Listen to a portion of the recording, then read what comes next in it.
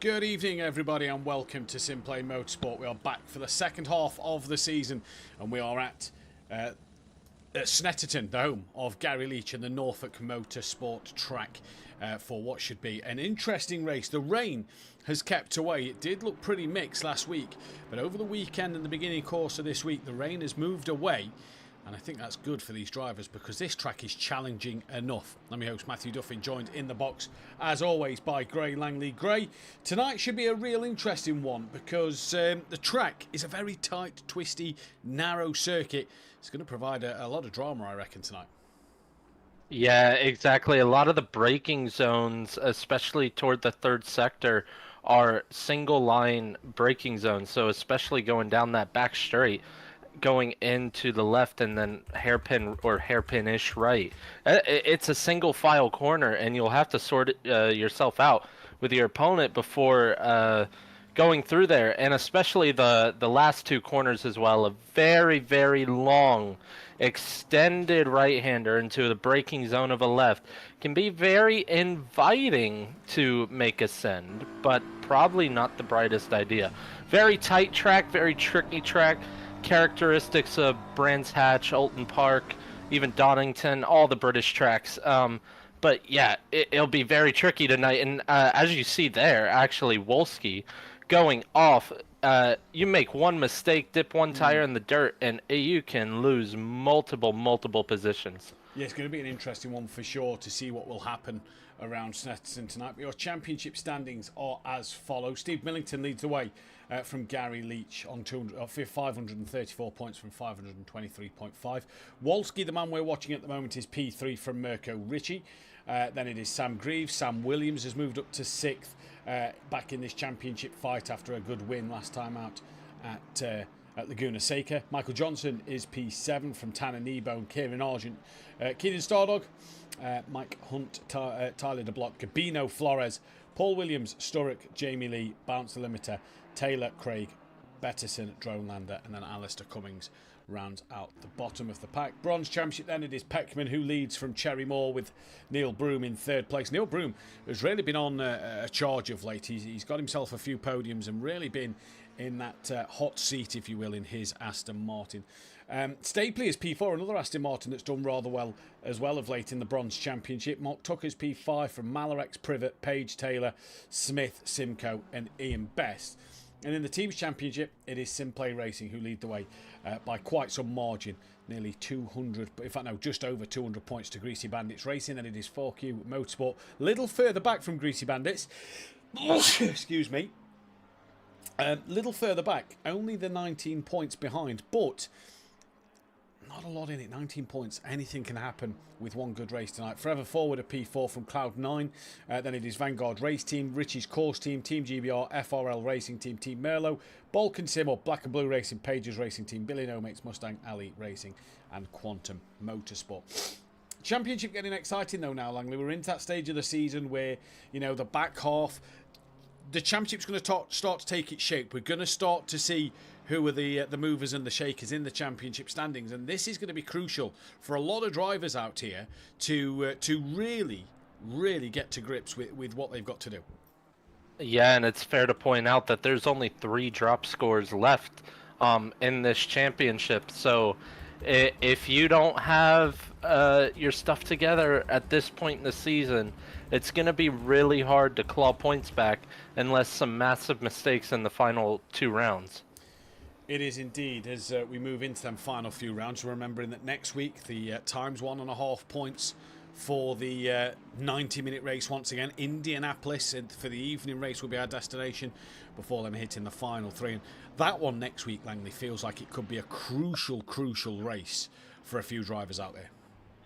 Yeah, exactly. Who's going to have the mental toughness that if something happens to them to keep pushing on? When everything in you says retire from this race, or there's no point of doing this next 80 minutes because of this incident has just happened, or I just went through 70 minutes and got taken out, so what should I do now? It could be either way around, but who's going to have that mental toughness to say, you know what, I got to finish this one. It's worth 1.5 points either way. So even if I'm further down the field, it could be as if I'm scoring normal-ish points at mid-pack. So it could be crucial, and it could be a massive turning point. Just like Watkins Glen was a massive turning point for some drivers. Yeah. It's going to be an interesting one for sure to see who can do what. Cherry Moore, though, look at the pace he's setting at the moment. We're just on board with him. Yeah. He's up to P4 right now. So going great guns is Cherry Moore at the moment. Really looks like he's going to be in for this one. And Peckman's not here tonight, so I believe this will be Peckman's drop score. So Cherry Moore could do with a good night here because he's doing well in the Bronze Championship in Who Darren Cup. And really tonight we'll want to try and carry on that momentum, if you will, to keep up with that Bronze Championship here in the Pro-Am Series as well. But you've got to look at one man tonight, in my opinion. That is this man, Gary Leach. Loves this track, knows it like the back of his hand. He's never took a pole or a race win around here, but he just goes so well. He always scores podium, always scores good points. Never won here or taken a pole at SimPlay Motorsport. Has on many other occasions elsewhere. And looking at the fuel at the moment, you know, I'm not reading too much into it because we know that Sam can set a blistering lap time and him just struggle to do it in the race. So it is going to be interesting to see what Gary can do. He's the man I think we've got to keep our eyes on tonight. He'll be the one who will be trying to get the best out of this. Yeah, for sure. And it looks really tricky out there. We're watching these drivers go around in practice, and I see a ton of sliding every corner, really. So track is still fast, so drivers might still be struggling for some grip. Cherry Moore looks really good out there right now, 4th in practice overall. Next closest bronze competitor, 14th. And 4th within a second of Sam Williams. So heck of a lap time from him at the moment. Just further down the list, who we wait on, Mirko Ricci. 26 drivers are in with us for this evening. Let's see what's going to happen then.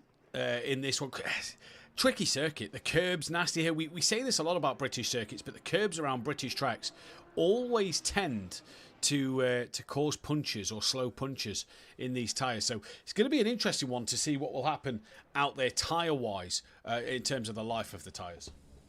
In my opinion, it's one of those where you take tires to be safe. You probably want to try to push as hard as you can, because you do need to take the curbs around here to be quick, but it is very risky, and slow punctures are definitely a thing. So it'll be interesting to see. Not so much in this race, even though it can happen in 15 minutes, but definitely in the second race, the feature. Yes, let's keep our eyes on what will happen in these next few races, but one thing is for sure, the grid order is set. No bounce limiter or Andrew Taylor here at the moment, but it is Drone Lander on pole from Richard Betton. Another thing, Langley, look at how close they are together. Not just side by side, but look how close nose to tail they are on this starting grid. Yeah, it can cause, especially not as much into turn 1, because turn 1 is very wide on entry, narrows up on exit. But turn 2 is where I think we're going to see a lot of chaos tonight. I can expect some cars off at turn 1 as well, just because of how tight the track is. Yeah. So it's Drone Lander on the front row with Richard Betson, Brian Craig on row 2 on his own, Paul Williams then back on row 3 on his own as well. Then it's Flores and Gabino on row 4, Hunt alongside Stardog with Argent alongside his teammate Tanner Kneebone. Michael Johnson will be alongside Sam Williams, Sam Greaves alongside Mirko Ricci, then it's Wolski and Gary Leach.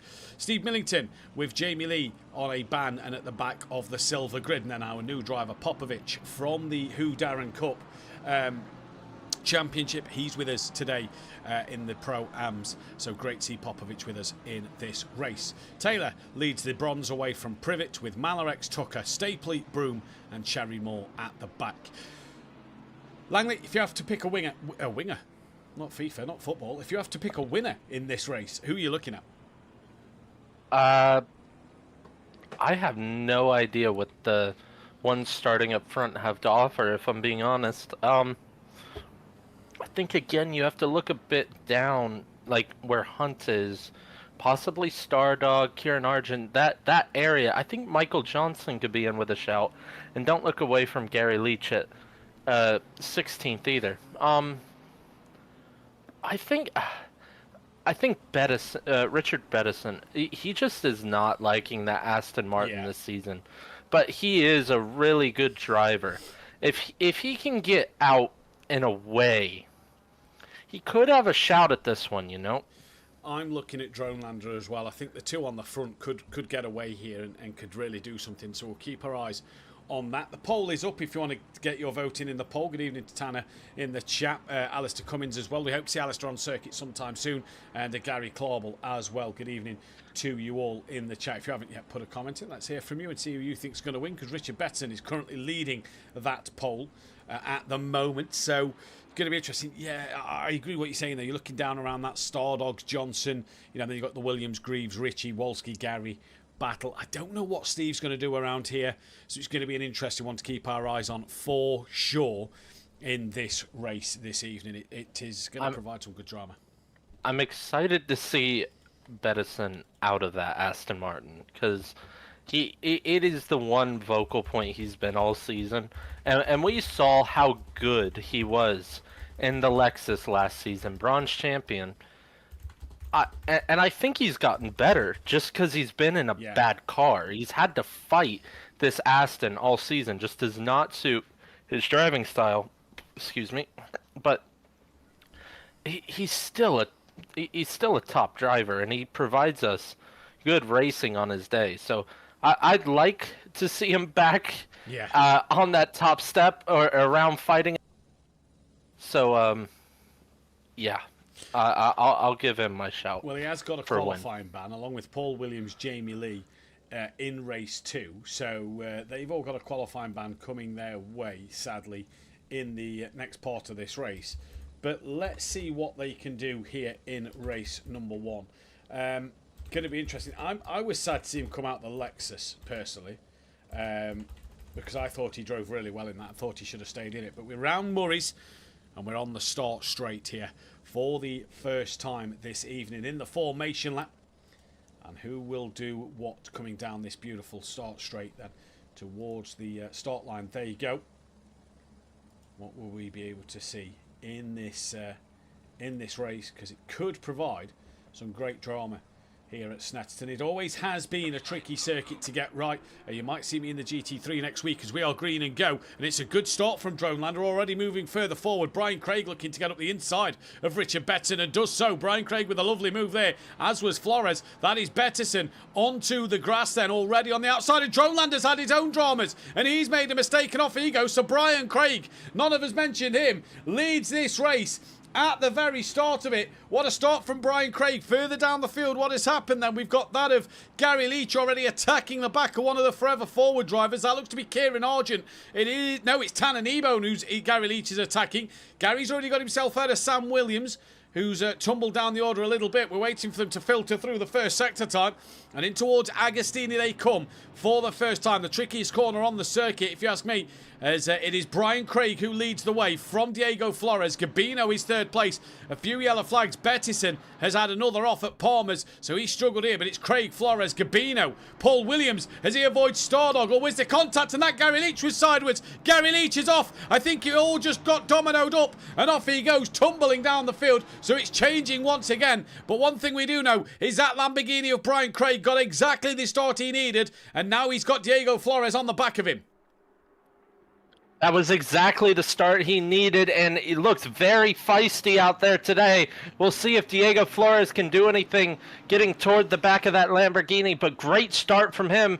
And, yeah, kind of out of nowhere. We didn't mention him at all. We were mentioning the two at the front row. Great start up the inside, and then Dronelander having his own dramas in turn 2.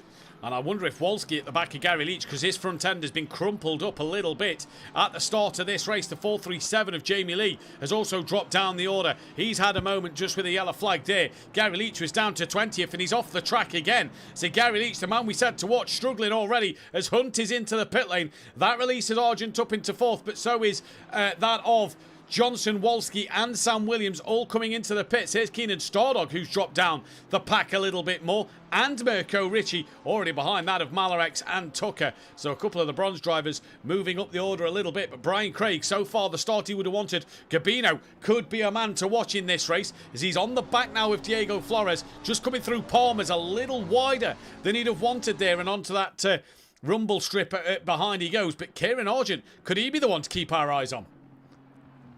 He might be, and we'll see what happens with this top two. They're in a good spot right now. They know they're not the quickest out there, but their job right now is to keep it as clean as possible and pick up some big points here. I think, yeah, like you said, Gerbino is going to be really quick. He's really been putting himself toward the front end of this field these past few weeks. Been very impressive to watch from him. So we'll see what he has to offer for these top two. Flores looks a little quicker than Craig, but Gerbino looks a little quicker than the pair of them. And if you look at Kieran Argent, look, he's on the back of Gerbino now as Flores thought about having a look up the inside in towards Brundle and Nelson. There you go. Kieran Argent, who's raced at Snetterton many a time over the years from other series we've done together and other bits. He's a man to definitely watch around this circuit. I'm just double checking. Has he ever had a race win here? That's going to be the biggest question. No, he has not. So this will be a race win or a pole position that he would probably like to have under his belt. Flores putting Craig under some pressure. He's not, because Gabino's actually got ahead of Flores there then. And Gabino bails into the pit lane. Did Argent decide to box as well? Yes, he did. So Argent is in. So is Paul Williams. So again, a few more pit stops this lap. Gary Leach come out ahead of Stapley, but where's Cherry Moore? 23rd, just ahead of Gary Leach. So not the start Cherry Moore would have wanted. We'll see where he appears after the round of pit stops has completed. That is Wolski, who didn't look like he repaired his damage. He's got Johnson on the back of him and coming down the Bentley straight in towards Brundle. There you go. Johnson just stays behind for the time being. But Brian Craig, man, 5 minutes through this first race already, as Mirko Ricci has had a yellow flag. That is at the Montreal hairpin. Just after he sets the fastest lap of the race, he's had a drama. Yeah, big off and big shame for him because he's looking really quick, as you said, that last lap. I think it's fair to point out, we have to remember Cherry Moore starts dead last for this race. Yeah, he does. And been pretty much every race this season because he's had the championship lead from the get-go. So he is ahead of Gary Leach, who had his own own incident. So we'll see where this blend is. I believe that was Gerbino coming out the pit lane. It was Gabino coming out the pits, and he's been jumped by Hunt, and Wolski nearly got the jump on Kieran Argent, but also nearly turned across Kieran Argent as he looks to dive up the inside late, and Argent covers that one off. So Sam Williams got the jump on Argent. Hunt got the jump on Gabino. So Hunt's early pit stop on lap 1 has proved to pay dividends for him at the moment. Could that see him into the lead of this race early on? We'll wait and see. But nearly contact between Argent and Wolski, as Johnson has now got himself ahead of Steve Millington after Millington got caught out behind Wolski and Argent's little tit for tat, let's say. And they carry on their merry way now. That was really fair racing from Kieran to hold his line, make sure his car was still fully to the right as possible. Fair racing from the pair of them. I know that was it Wolski coming out the pit lane would have wanted to hold that position, but yeah, fair from the both of them. And Kieran is looking really quick. He's closing down now on Paul Williams. He is indeed, and Williams is where is Paul Williams was behind Kieran coming. Paul Williams was being put under pressure from Tanner behind the likes of Kieran Argent. So Paul Williams has got a jump there. Yeah, he's jumped him and Wolski and a few others actually. So Paul Williams, good jump there. As now Tanner Kneebone's coming out the pit lane. Let's keep our eyes on Hunt and see if Hunt and Gabino. Sorry, go on. Paul Williams was about 4 seconds behind Kieran, that fight up front of the 4 cars. Paul Williams was about 4 seconds with Tanner Kneebone right behind them. So we'll see where Tanner blends in now. Well, Tanner's just come off the pit limiter, and there goes Paul Williams and Kieran Argent through. Has Kieran Argent got past his teammate? Yes, he has, but runs very, very wide. And onto the grass he goes. He's possibly gave it too much being too conservative over that of his teammate Tan and Ebone. Johnson and Wolski make a bit of contact. Kieran rejoins nearly into the back of Steve Millington. That's put Greaves up the inside of Argent now, and Kieran Argent's just then possibly gets shown too much respect to his teammate. He's lost 4 places and nearly loses a 5th. Greaves gives Argent a tap in the back, and a tap around goes Argent. Manages to go back in into the same way, but Greaves gets the place. I'm sure we'll see that one in the steward's room, but yeah, Kieran Argent there just kind of did that one on his own by showing too much respect to his teammate as Flores leads this race. Yeah, and I wonder if Greaves will give that position back. That he should after that. But yeah, it looked like Kieran was. We like to say driving in your mirrors. When you start driving in your mirrors, you're going to make mistakes ahead of you. So it looked like he was driving in his mirrors there, trying to make sure he didn't hit his teammate. Carried way too much speed into turn 1. Michael Johnson into the wall, then I saw him widen on the grass, and he's lost it on the curb, and he's now dropped behind Stardog. Does that allow Kieran Argent? Sam has let Kieran Argent back through, so Kieran is back ahead of Sam, and we did see Gabino and Hunt and Williams all going at it further forward. Malarex and Betterson now into the pit lane. What's happening further down the order? Not a lot so far. Bar Millington on the back of Wolski. That's opened up more than the 3 attempts that it was. And then you've got the Johnson-Kieran Argent fight at the moment. And Johnson, who's been going well this season in that Porsche. That Porsche really looks like it's suiting Michael Johnson. Just trying to hold station over Kieran Argent, but he's got a lot of damage on the side of that Porsche. And Malarex it looks like Greaves did end up giving that position back to Kieran Argent. Should have a look onto the Porsche of Michael Johnson here into turn 1. Johnson's got the inside line though, coming into Riches, and Argent just comes back in, and can't do anything about getting past there. That's Malarex who's got ahead of these as well with their incidents, and Malarex has jumped ahead of these lot. And Argent with a late dive and a little bit of lag, it looked like. Somehow hasn't affected Michael Johnson, but Argent lagged through Johnson's car there. And Argent just went deep all on his own, but thankfully Johnson doesn't lose anything in that little squabble there with whatever happened connection-wise as Gary's gaining on Cherry Moore. Malarex, your net leader, by the way. That looks so weird. It verily did. Malarex, your net leader in bronze at the moment, bar the 2 that haven't pitted yet. So good stuff from Malarex. Very good from them, and yeah, we'll keep an eye up front too. Garbino only a half a second off of Hunt right now for the provisional or the pit stop leaders, I should say, the leaders of those who have pitted so far. Indeed he is, and here is Gabino on the back of Hunt, and Hunt took that sprint race win, if you remember, back at Laguna Seca, so, you know, knows how to win a race in the sprint format, and I'm sure he's doing everything he can. Very easy to defend around here, Langley, as well. Yeah, and actually, Hunt looks quite slow. It's pushed Garbino into the clutches of the likes of Sam Williams, who's looking very fast out there right now. Mirko Ricci in the pit lane has the fastest lap, but made that mistake. Going to be a big fight into turn 1 here.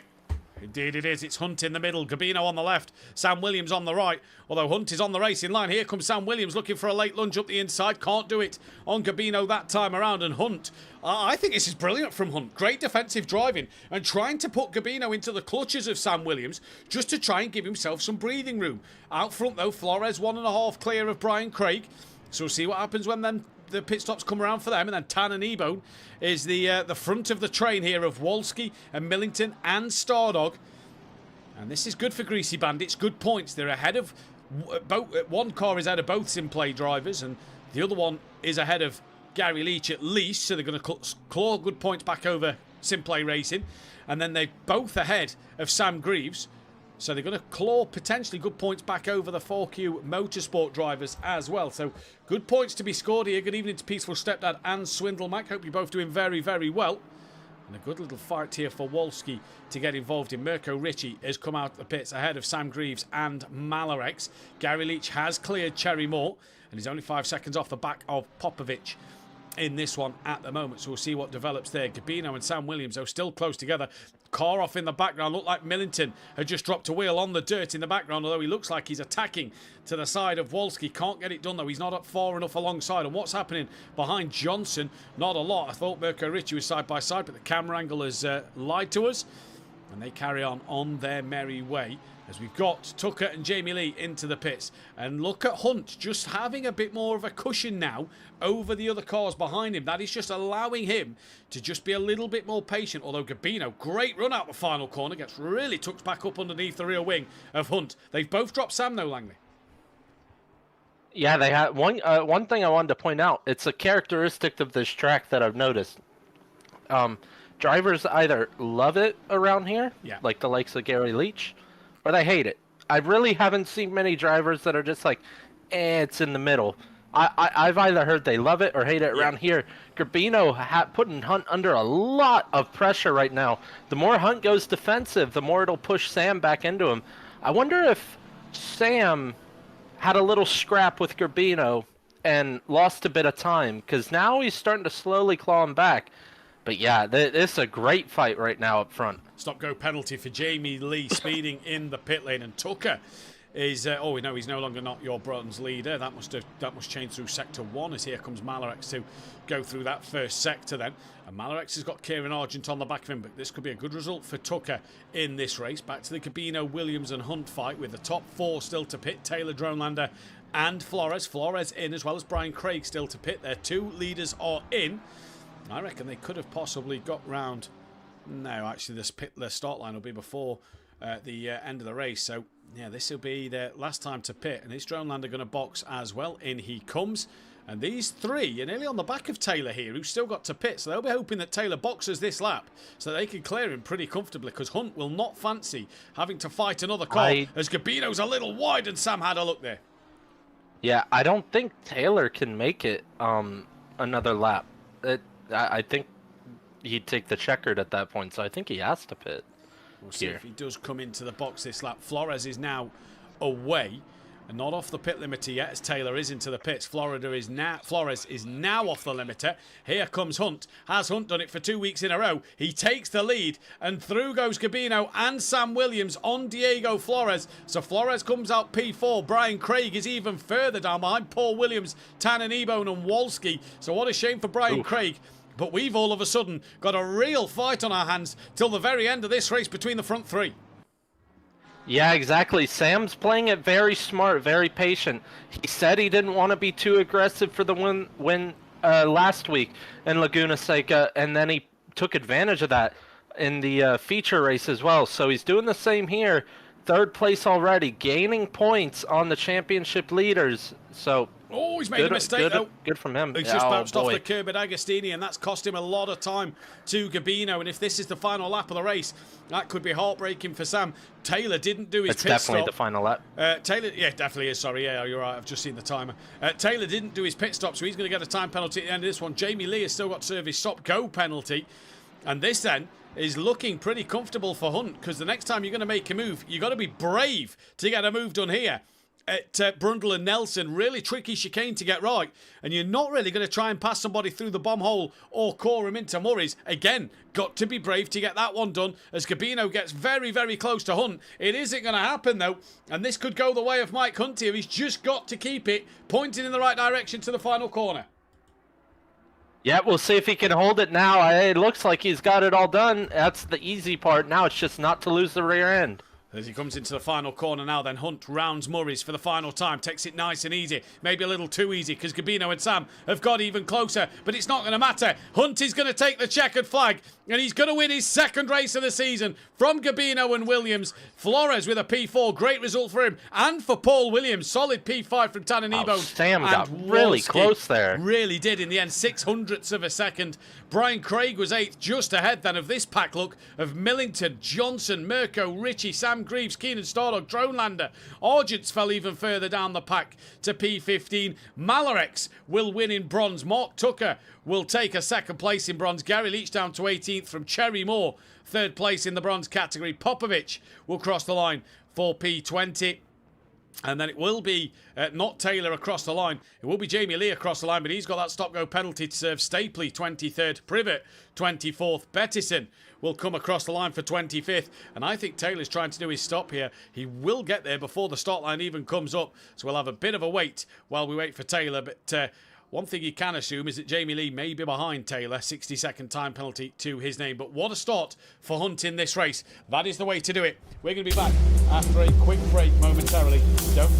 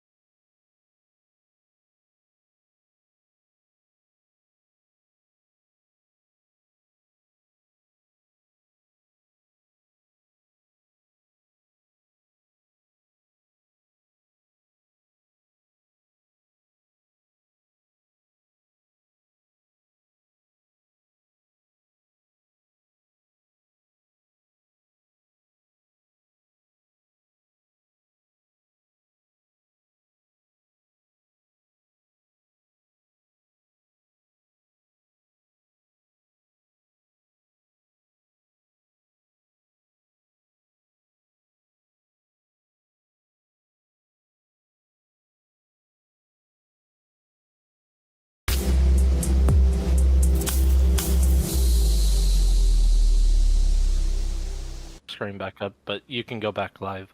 I'll just give you a thumbs up when I'm good. Yep. Welcome back then, ladies and gentlemen, to SimPlay Motorsport. We're getting ready now for the bronze qualifying. Cherry Moore's just coming to the end of his formation lap. And the championship standings, well, I said to Langley in race 1, how it could take a twist and a turn. Steve Millington still leads the way from Gary Leach, but Sam Williams has now rocketed up to 3rd place. Wolski is 4th from Mirko Ricci. Sam Greaves down to 6th, but very tight in that 70 points. In fact, 80 points separate the top 7 with Johnson in 7th. Kneebone is 8th with Hunt in 9th now with his 2 race wins in the last 2 sprint races. Argent is 10th after that from Stardog, Gabino, Flores. To block Paul Williams up to 15th, good result for him. Jamie Lee 17th from Sturrock, Craig, Limiter, Taylor, Betterson, Dronelander and Cummins. And in the bronze championship, and I can find my mouse, there it is. It is Peckman who still leads, tied with Cherry Moore, but I believe this could be Peckman's drop score. Then it is Neil Broom from Stapley, Tucker who moves into 5th. Again, 70 points separate the top 5 in that one. 4 points separate the top 7 with top 6 with Malarex in 6th, Privet 7th, Page 8th, Taylor 9th, Smith, Simcoe and Best. In the teams championship, 4Q do close that gap on SimPlay Racing and they go 2nd as well in the championship, ahead of Greasy Bandits by 10.5 points. Forever Forward are in 4th from Cloud9, Vanguard Race Team from Richie's Course Team, Team GBR, FRL Racing Team, Team Merlot, Black and Blue Racing, Balkan Symbol, Pages Race Team, Billy Nomics, Mustang Alley Racing and Quantum Motorsport. We've got the bronze drivers on the circuit. Cherry Moore will be the first to set a lap time in this qualifying session. And Langley, a pretty good first race, to be fair. From the guys there, it was some real good battles throughout the 50 minutes, a lot of close packs, and that's kind of what the British tracks provide, don't they? They provide that bit more closeness with drivers taking a bit more risk than others, and that's going to be the interesting thing to keep our eyes on, I think, over this next hour of racing. Yeah, and you kind of get that characteristic where you get multiple packs that are like separated from the other packs, because you have drivers up front that are slower and it's quite hard to overtake, and then you get other packs with other drivers that are fighting. Creates for some very good action out there as Cherry Moore leads the way, 148.1, 1.6 ahead of the chasing bronze pack so far. I'll tell you what, I don't see many bronze drivers this week challenging Cherry Moore for this pole, with especially Peckman not being here. So yeah, Neil Broom 8/10 now off Cherry Moore. I think we could see some that are about 5 or 6/10 off of Cherry Moore, but I honestly don't see much more than that. And this is usually the lap where Cherry Moore puts the hammer down and flies clear of the rest of the bronze field. 4th fastest, remember, in free practice, so a chance for Cherry Moore to possibly be at the sharp end of the grid overall, not just in that bronze category. Well, he'll be the next man to set a lap time once again before Stapley. Only Mark Tucker didn't get a lap time in first time around, so we'll see what Cherry Moore can do here. Can he? I think he's in for at least a 47. If he's nailed this lap, I think he could be in for an improvement, because like you say, Cherry Moore kind of gets cooking on his 2nd and 3rd flying lap. He's already got an 8/10 of a second gap to Neil Broom as he exits at the final corner down towards the start finish line. He's about to come, and what will the time be from Cherry Moore as he puts it any further on pole? Yes, he does, but only by 0.03 of a second. As here comes Stapley now towards the line. Anything he can do better? 1.6 off, finds himself a 10th. What about Tucker? Yet to set a lap time in this session and moves up into 6th place straight away. So not too bad, but time still there for Tucker to get right. Yeah, not too bad, and I think the big fight is going to be this 2nd through 6th battle, pretty much in this bronze class. I think Neil wow. Broom within a 10th. Hello. That is come out of nowhere. I will take the words that I've said in the past 5 minutes, shove them back down my throat, and dispose of them, as you will proceed to ignore me for the rest of the stream. Because usually when I say something, the opposite comes true, and it's just like that. I still think Cherry Moore has, like you said, at least a 47 in it, but that is some. I mean, he's still 9/10. Neil Broom ahead of the next closest bronze driver behind him in Privet. So, very good lap from him. Very good lap indeed. So Neil Broom, is he the man to try and challenge Cherry Moore to pole position? Well, Cherry Moore comes through Brundle and Nelson in towards the bomb hole now, where it just dips on the car and rises back out that little pit. Into Coram he comes, and this is the tricky part of the circuit as well. When to apply the throttle, how much to apply. Do you brake in a straight line for Murray's? Very tricky to get right. Well, here comes Cherry Moore.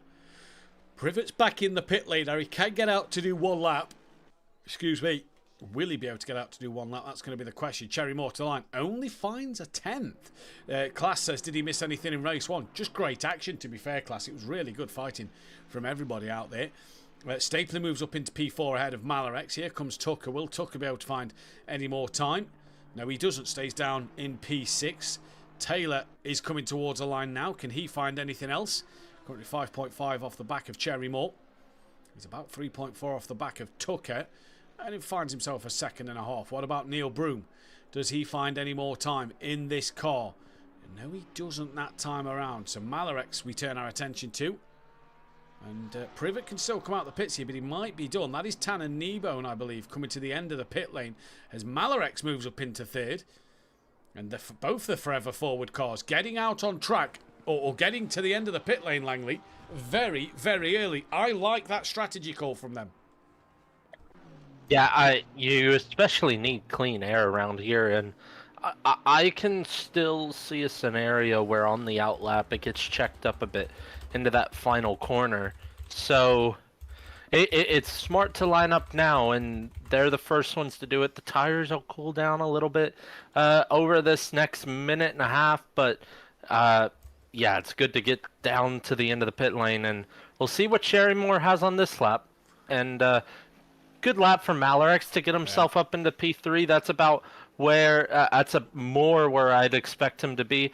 I'd expect him to be fighting with Broom a little bit, so I think he has more in it. But yeah, Cherry Moore coming to the line now. We'll see what he has. We'll see what he has, and he'll get one more lap time on the board. In fact, a couple of these might as well. So might Stapley as he comes to the final corner. Cherry Moore to the line. Finds even more time. 47.4 from Cherry Moore there. Puts him 7/10 clear now of Neil Broom. Here comes Stapley to the line. He will also get another lap time on the board. Does he find anything? No, he does not. What about Tucker, who will get one more flying lap in? Does he find anything? He does. 0.8 of a second to go ahead of Stapley. Can the 888 of Broom get to the line before the timer runs out? He's invalid on this run, so will not improve, and he's only got 9 seconds. I don't think he's going to get a lap time in here. I think Broom is potentially done in this session. Has he got another lap in? He has just got one more flying lap in, so he will get one more final run. Malarex now then, he comes to the line to end his qualifying, and he does find 0.4 of a second to improve. And you can see the silver drivers flying out the pit lane as Malarex pulls straight off and to return to the pits. He does not want to get involved in anything there. Tucker is also done. I see the yellow flag to his name. He is done. And the 888 of Broom still out there. He was just borderline crossing that line there to start one more lap. Yeah, I was watching the track map. I think he got it in time because technically, as long as you cross the line with 10 on the clock still, you are allowed to. The moment it goes to 9:59, you are not allowed to. And he crossed the line with still 10 minutes on that clock. So yeah, he'll get this one more in, so we'll see if that pays dividends as Cherry Moore around Karam now into the final corner of Murray's. We'll see what he has coming to the line. Slow there through Coram. Didn't really attack the exit. Yeah, he's boxing. Cherry Moore's done. Yeah. So is he settling for pole position there? You can see Tanner Kneebone and Kieran Argent in the background. The silver drivers pacing their way down the Bentley straight onto Neil Broom. As Neil Broom's finishing his lap time, we'll be able to jump straight to Tanner Kneebone. But has Neil Broom got 0.7 of a second left in the locker to find that pole position in bronze? Or will it go Cherry Moore's way to take the lead of this championship by a point before drop scores are calculated? Out of Murray's goes Neil Broom now towards, the line he comes. Has he got that 7/10 of a second? Keeps it closer to the pit line, at the pit wall, to keep it as straight as possible. Finds a couple of tenths, goes within half a second. So not to be for Neil Broom there, but still pretty good qualifying within half a second of Cherry Moore. He won't be. Yeah, I'd still say that's a great effort from Neil Broom there. I really did not expect the bronze drivers to be that close to Cherry Moore with how far out and away he was in practice. So the fact that Neil Broom's gotten within a half a second, that is very good from him. That could put crucially as well, Langley, Broom up the order a little bit in the overall qualification standards. Yeah, it'll give a gap now to Neil Broom to whoever is third on the grid in the bronze category, and it'll get him closer to Cherry Moore. So yeah, it'll put a few more cars in between him and Malarex, and then he'll be a little bit closer to Cherry Moore. So Jamie, I wonder if the Forever Ford cars are gonna swap, because it kind of looks like Kieran Argent is a bit quicker at this point than his teammate Tanner Kneebone. Yeah, I'm surprised from Argent that he didn't give himself a bit more of a gap, knowing how tight and twisty Snetterton is. But either way, they know what they're doing. They'll probably be chatting to each other as Tanner has a wiggle on the exit of Williams. Onto the Bentley straight they go. Jamie Lee, Paul Williams and Betterton do have qualifying bans. They are all in the pit lane to serve their qualifying bans. So let's keep our eyes on this one going forward. Now then, as Tanner bounces off the sausage curb and will remain on the grass to allow Kieran Argent to get through. Nobody's coming in the background. There's Mirko Ritchie, but he's not close enough, so Tanner can rejoin. Now Tanner, the problem is he will have to move out the way for Mirko Ritchie if blue flags are shown around a tricky part of the lap here. I think he's got a big enough gap behind to Mirko Ritchie to not let that affect him. Yes, he has indeed. Look, as you can see there in the background. But what will Kieran Argent do? Will this put him over Cherry Moore straight away? Let's wait and see. And his first lap time, only third place at the moment. What about Mirko Ritchie? Comes across the line now. Only second place. Wolski is coming towards the line. He goes. In fact, he doesn't even set a lap time. Steve Millington towards the line now. What can he do? He goes up to P6 overall. Here comes Brian Craig to the line. P8. Sam Williams only up into P number 4. Dronelander's coming in the background to cross the line. Does he set a lap time? He does. We'll find out where he's gone in a moment. He's gone P13 at the minute. 11 seconds off the pace. Gary Leach doesn't set a lap time. What about Cabino in this one? Through he goes up towards P number 6. Is that Hunt? No, it was, yes, it was Hunt. We'll find out where he's gone. He's gone P9. It's Greaves next to the line. Before that of Popovic in the Mercedes-Benz AMG GT3 car. And Greaves towards the line now. What will he do? Will he go up into that top 7? No, doesn't set a lap time. Here comes Popovic towards the line. Can he put a lap time on the board? He does. P15. What about Flores? Moves up to 11th. And that is all she wrote at the moment then. So you have to say, for Neil Broom, look, stays P3 after the first flying laps from these drivers. Not too bad. Not too bad. Tires are very tricky around here. And it takes a couple laps for them to get into window. You saw Tanner struggling on them on his first flying lap. Excuse me. But yeah, tires are very difficult. You have to build up the pressure. And some of these corners, oh yeah, Kieran loses the rear end onto the grass, and both for, like I said in practice, a lot of cars sliding out there and struggling to find grip. This track is very on the limit of grip for most corners, honestly, and with it being single file, if you get it wrong, it goes really wrong. But yeah, tires very difficult to find pressure because you have to build up that pressure. And then with the curbs being how aggressive they are, promotes a lot of slow punctures, as we mentioned earlier. So you can easily build up the pressure and then lose pressure the next lap if you are pushing that hard over these curbs, as the second laps now, or second flying laps, are being placed. They are indeed, and no real improvements. Wolski's up to 3rd. No one else really improving at the moment as Hunt comes in. That's still really impressive from Neil Broom right now. Yeah, it really is at the moment. Still sat currently P4. And yet these guys have only got, what, 2 laps left? Maybe 3 for some of the front-running guys, the guys that got out early in qualifying, as Sam Greaves moves up the order. What will Popovic do? Popovic has just actually gone. I thought he went P1 there. No, he's gone P10, so not a bad lap from Popovic. The 6.63 of, that's Michael Johnson is a yellow flag. We'll turn our attention back to Argent, but yeah, Broome and Cherry Moore. Cherry Moore currently sat P1 at the moment, and yeah. Don't get me wrong, Cherry Moore's is impressive as well, but we've seen him at this front end of the field, haven't we, these past couple weeks? So we've almost come to expect them to be around that top 5 area.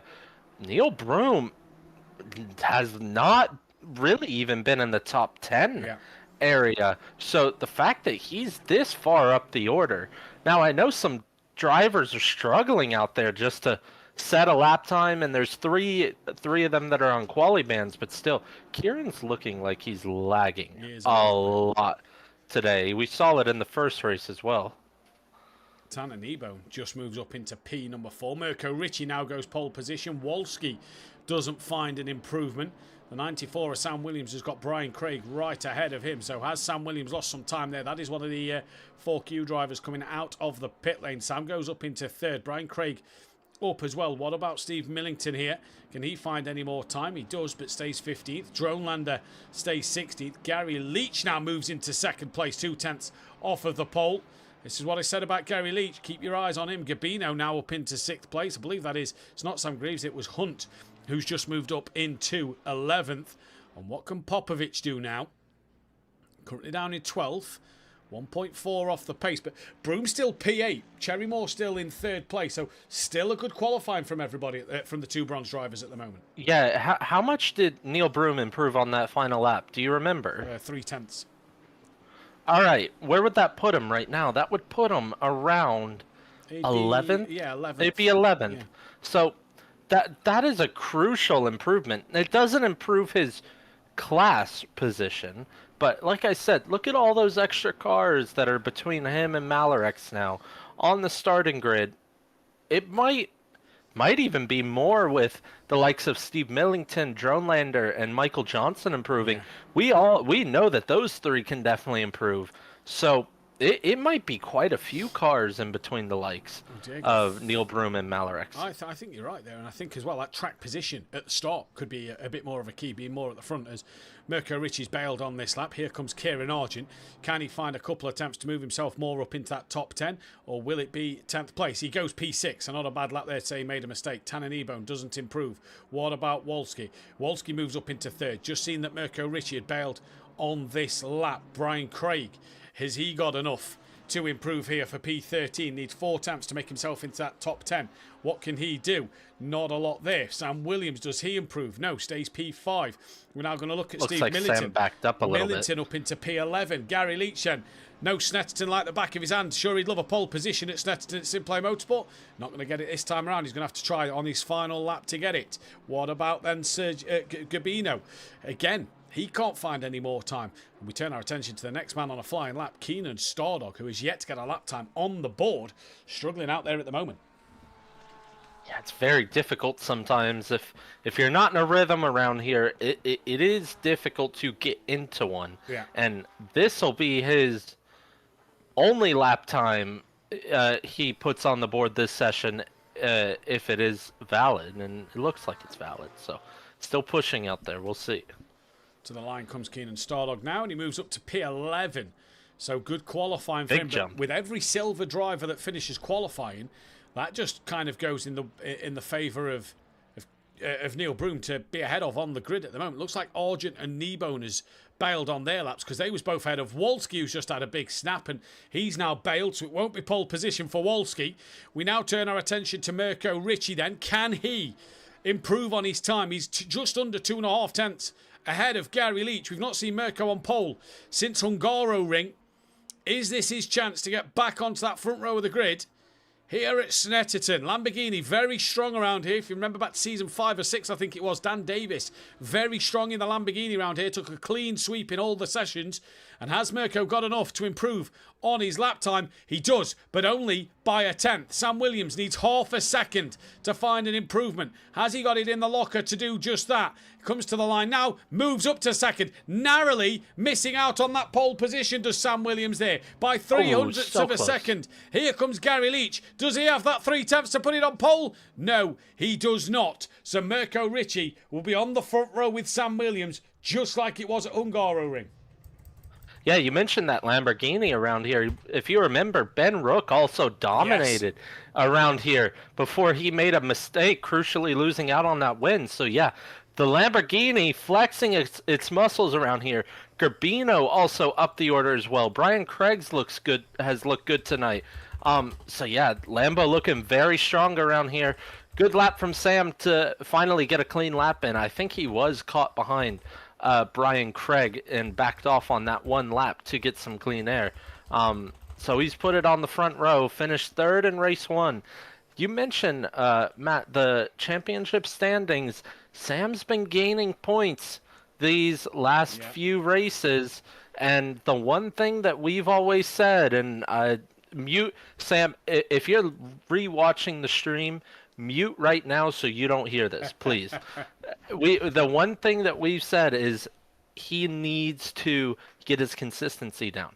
He's been playing it patient in those race ones. He's been getting the results the last 2 weeks, and we'll see if it pays dividends for him. We'll see how patient he is with Mirko Ricci. We know he can be a bit aggressive sometimes, and they had to come together at Watkins Glen as well. So, yeah, we'll see. But great qualifying session from the likes of, I mean, look where Neil Broom, that improvement has only put him 3 spots behind Cherry Moore on this grid. Yeah, that's interesting because somebody is actually not on the grid. And Neil Broom is up an extra spot here.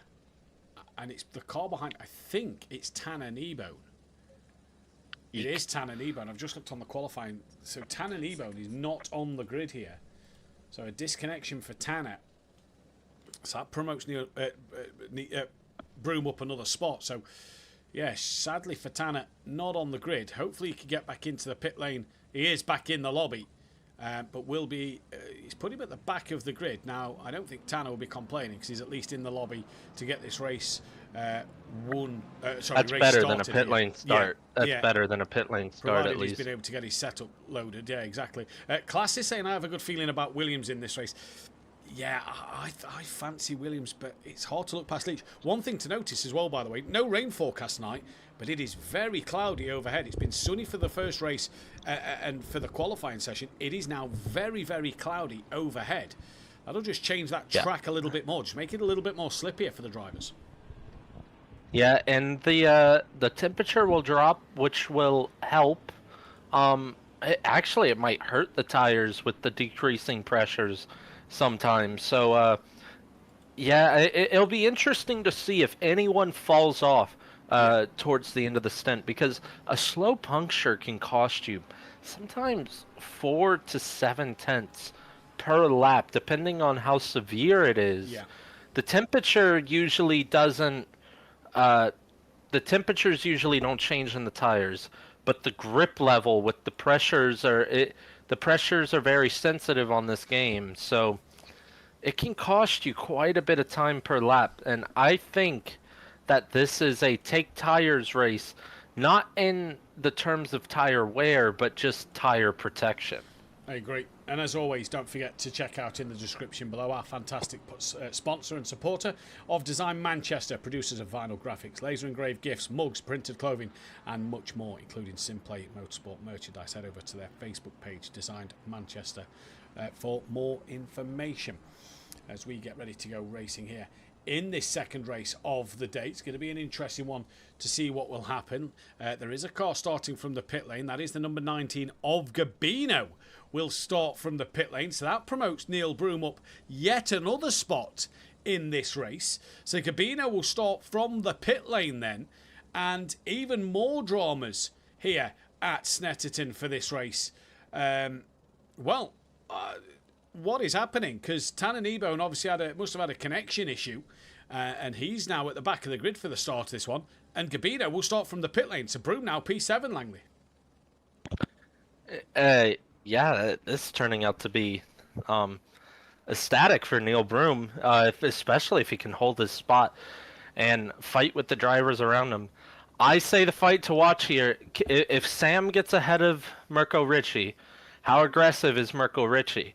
Yeah. But Sam and Gary Leach are in a championship fight right now. How much risk are they willing to take here? Well, Mirko Ricci isn't far behind, and Wolski, 4th and 5th in the championship.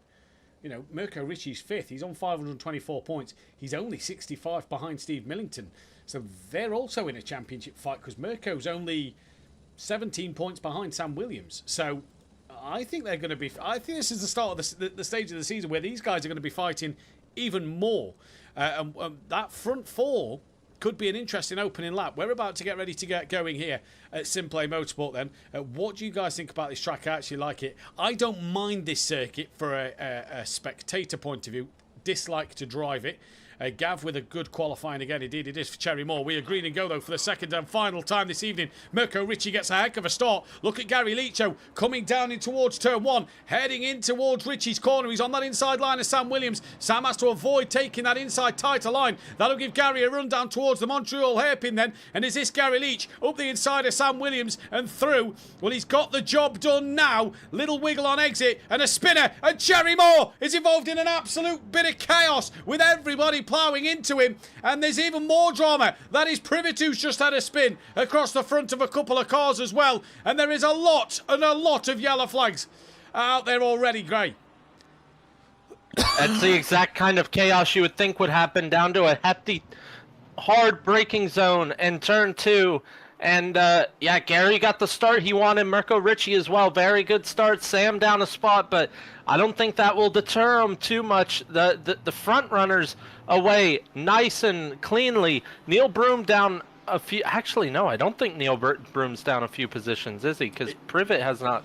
He's down 2 positions. He's technically back to where he qualified. Yeah, technically, and Malarik's a great start in the bronze class, and those two right next to each other for the bronze lead. Cherry Moore, I think he should just take his mind off of this race. There's not too much risk. His closest championship rival is not racing tonight, so he should definitely be driving a bit more freely out there. Race definitely isn't over. He's lucky it was first lap and not close to the end. And he can arguably pit now, repair any damages he's got, and just get to the end of this race. Is what he can do. As here comes Kieran Argent onto the back of Wolski then. Looks like Sam as well has got a good run onto the back of Gary Leach. Down the start finish straight they come. The front 3 have checked out already in lap 1 here. They have absolutely gone in this race. And I think Cherry Moore's been tapped around again in the background. And indeed he has. Tapped around by one car. Stapley's off with him. Cherry Moore has got huge damages and has had to return to the pit lane. Gary Leach fastest lap of the race. And Cherry Moore's right is going from bad to worse. And Mirko Ricci's off. Oh, way too deep on the brakes for Mirko Ricci. Off. Can he keep it ahead of some cars? He'll lose out to Kieran Argent, who's now up to 4th. And, yeah, that's just that's a bad mistake. Very bad mistake. Was not under much pressure at all. And now... Oh, as we appear to have lost Gray Langley for the time being. Discord is having a few voice chat issues tonight, so we'll hopefully get Gray back in a few moments' times. It does look like the Discord is having a few issues with a few of the voice channels out there this evening, so we are going to try and get Gray Langley back.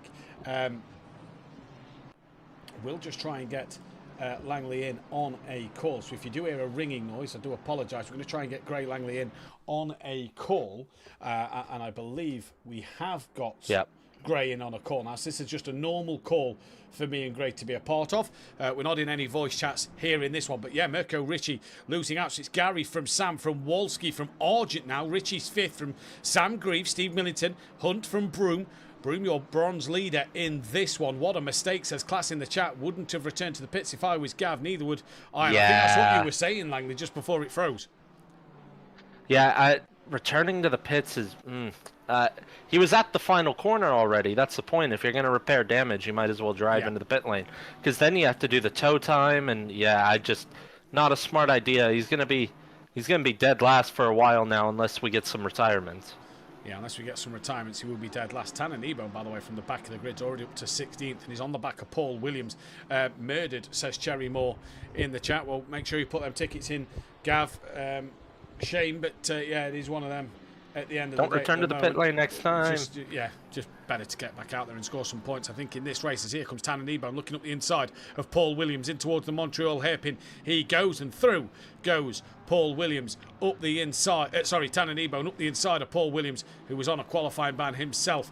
Cabino, by the way, way back in this race at the moment, to his teammate Taylor, who is already 6 seconds back as well. Diego Flores is trying to get on the back of Paul Williams, but Williams is side by side with Jamie Lee. Jamie Lee's going to look up the inside into Agostini, backs out of that one. Nice and easy for him. Out front, though, I think the crucial part for Tanner right now, cutting his way through the field, is that he has a clean car. Yeah. And a lot of drivers ahead of him right now don't have clean cars from the first lap run-in. So, yeah, out front, Gary Leach and Sam Williams, two names that are fighting at the top of this championship right now. I think we're in for a spicy one, Matt. It's going to be a game of strategy, I feel. It's going to be really difficult to overtake as well. I think, Langley, it could be who blinks first in terms of a pit stop potentially in this race. We'll wait and see what happens. And who can protect their tires. Yeah, that's going to be the key one as Sam Williams slides out of Murray's after Gary Bads. They've both checked out from Wolski, though. They have really gone from Wolski. Argent's, they're pushing, aren't they? They really are. Argent has been dropped by Wolski as well. Mirko's not really caught him. Dronelander on the back of Malarex, second in bronze versus what would be 9th in silver at the moment. But obviously points are scored for overall positions, not per category. Brian Craig's got Stardog and Popovic just behind him. Is Dronelander going to pull out and have a look into turn one? No, he's not. It's that dark at the moment, Langley, with the clouds overhead. The lights are on some of these cars, so showing how dark it is here with these cloudy conditions. But so far, good bit of racing we've seen already at the start of this Snetterton race. Took us into the pit, so first man in for his pit stop. And where is Tanner Nebo? And he's pulled 2.4 over Paul Williams. And he's got that of Popovic, Stardog and Brian Craig right ahead of him. So 3 cars putting him near enough inside that top 10.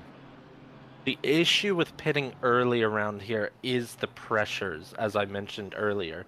If you pit that early, you better plan to keep your car off the curbs as much as possible for the entirety of the race. And, yeah, this is a great scrap back here. Kneebone, Stardog, Popovic, and Brian Craig. It's like I said, look, there's like a bunch of individual packs that are starting to form. We have the top 2 up front. We got the 4 here. There's a pack of 4 behind them, and it can provide some very interesting battles, especially if you start to get some fights, and then a battle of 2 becomes a battle of 3, then 4, 5. Yeah, you know the next 2 numbers, Matt. I'm not going to tell you what I did on camera there, but Mirko Ricci is gaining on the back of Argent, and Argent looks like he's gained a little bit on Wolski. It was 1.3 seconds. We'll keep our eyes on that gap as they come across the line. He looks a little bit closer than 1.3 seconds to me, and it is. It's 8/10 as Tucker comes out the pit lane now and is immediately going to be shown the blue flags. We have lost Cherry Moore from this race, so that will be a retirement, and crucially, will carry that qualifying ban into the next race of Indianapolis, which is only the one qualifying due to the fact it will be the 90-minute race. Lucky. So we'll see what happens there, but he'll probably have the pace to come through the field. Sam Williams, fastest lap of the race, gaining onto the back of Gary Leach now once again. These two are so clear of Wolski. 6 seconds already. Yeah. They are on an absolute mission. What is their lap times at the moment, actually? Let's have a look. So they have checked out. It looks like they're already driving into Pro tomorrow night. So that's how far they've checked out. Looking in the background, Steve and Sam Greaves are checking out from the likes of that pack of Mike Hunt, Neil Broom, Malarex.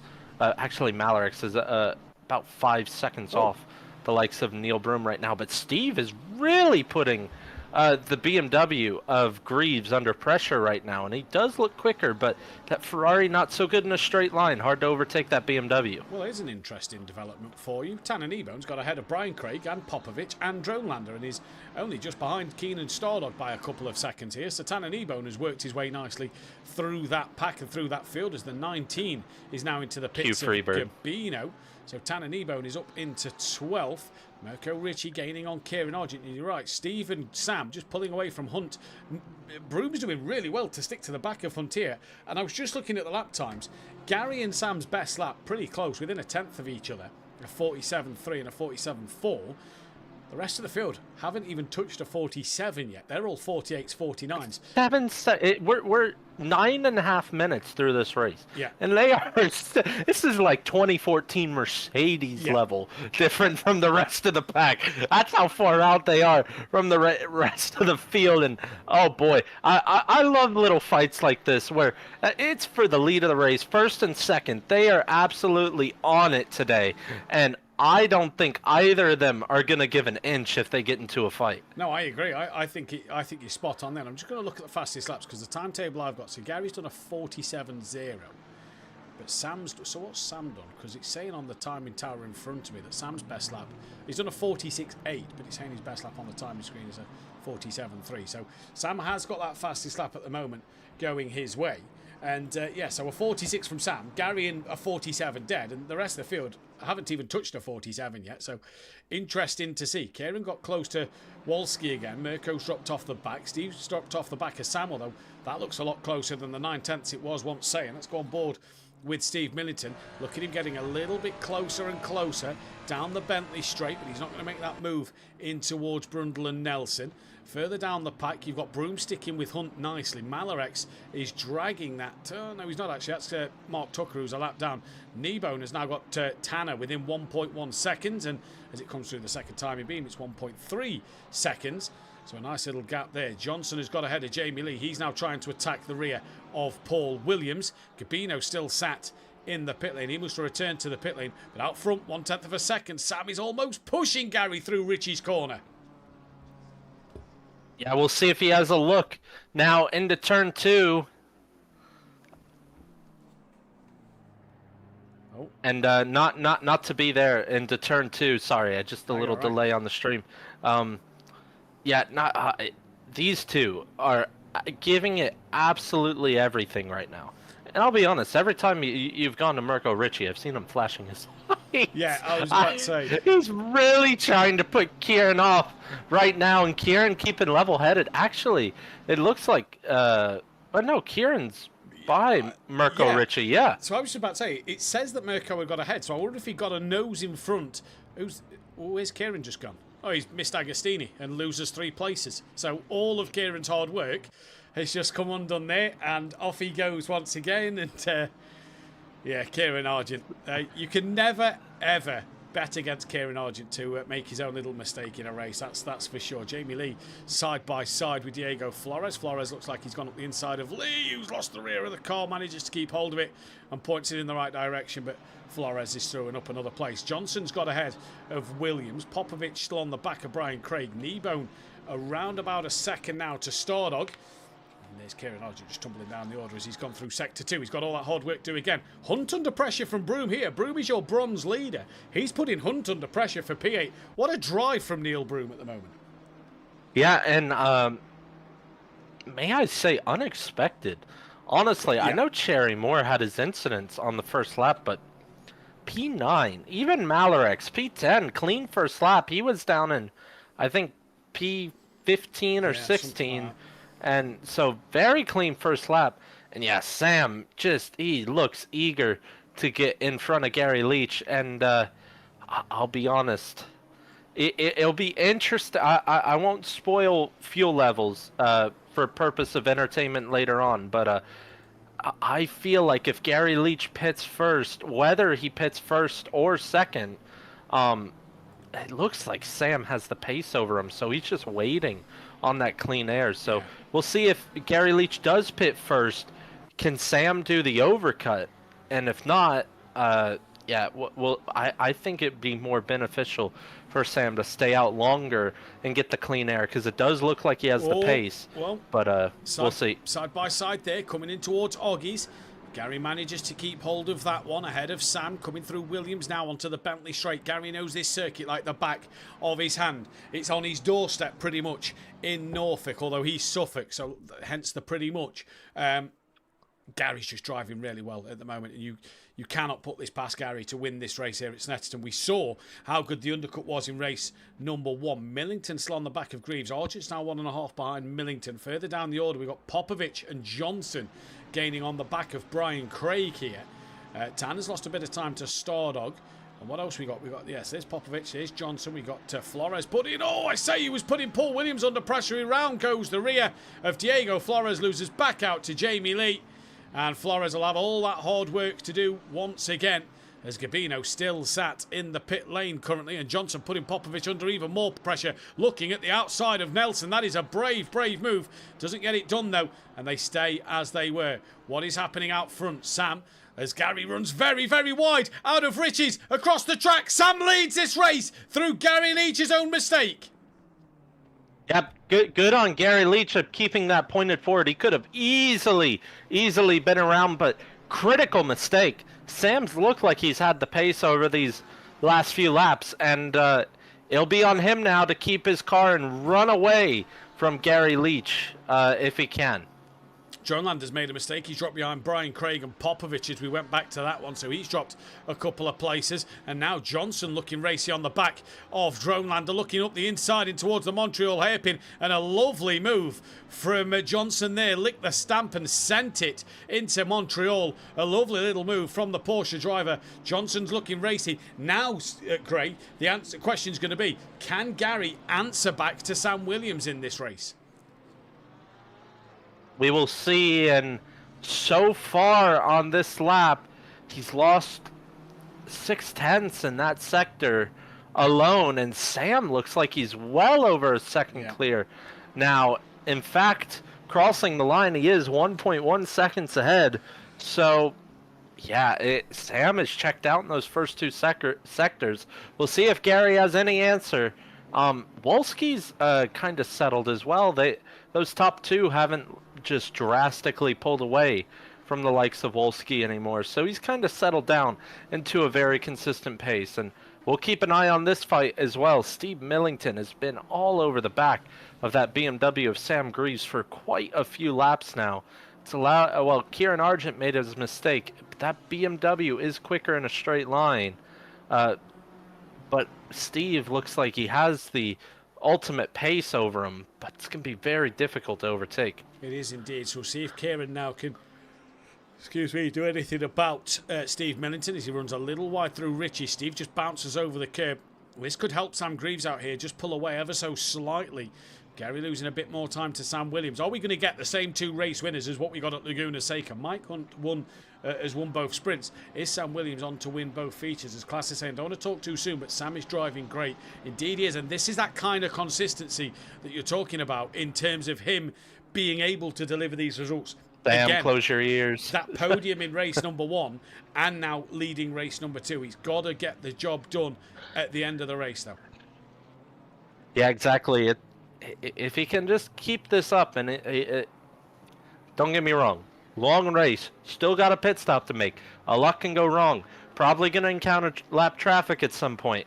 A lot can happen. But over these last 2 rounds, he has been very patient, very calculated. He's let other people make the mistakes around him and not him himself. So it keeps this up. It is looking very good for him. And as we see, Dronelander off, makes a mistake and is going to go tumbling down the order. Oh, Greaves has got damage. Just seeing on the timing tower that Millington and Argent had got ahead. Greaves has got damage. Oh, boy. Not sure where that was. He's got front end damage, and he was ahead of these two. Does Steve have any rear? A little bit.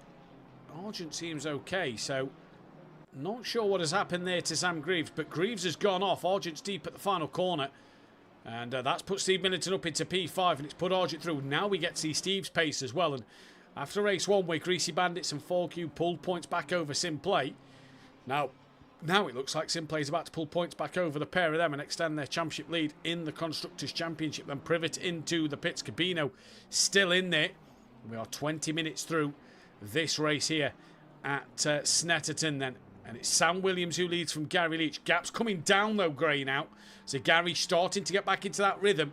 And what is the gap to Wolski? He's 1.6 clear of Mirko. It's now nearly 8 seconds between Gary Leach and Wolski. So it is over nearly 9 seconds to Wolski and Sam Williams. So, yeah, they are absolutely flying them two up front.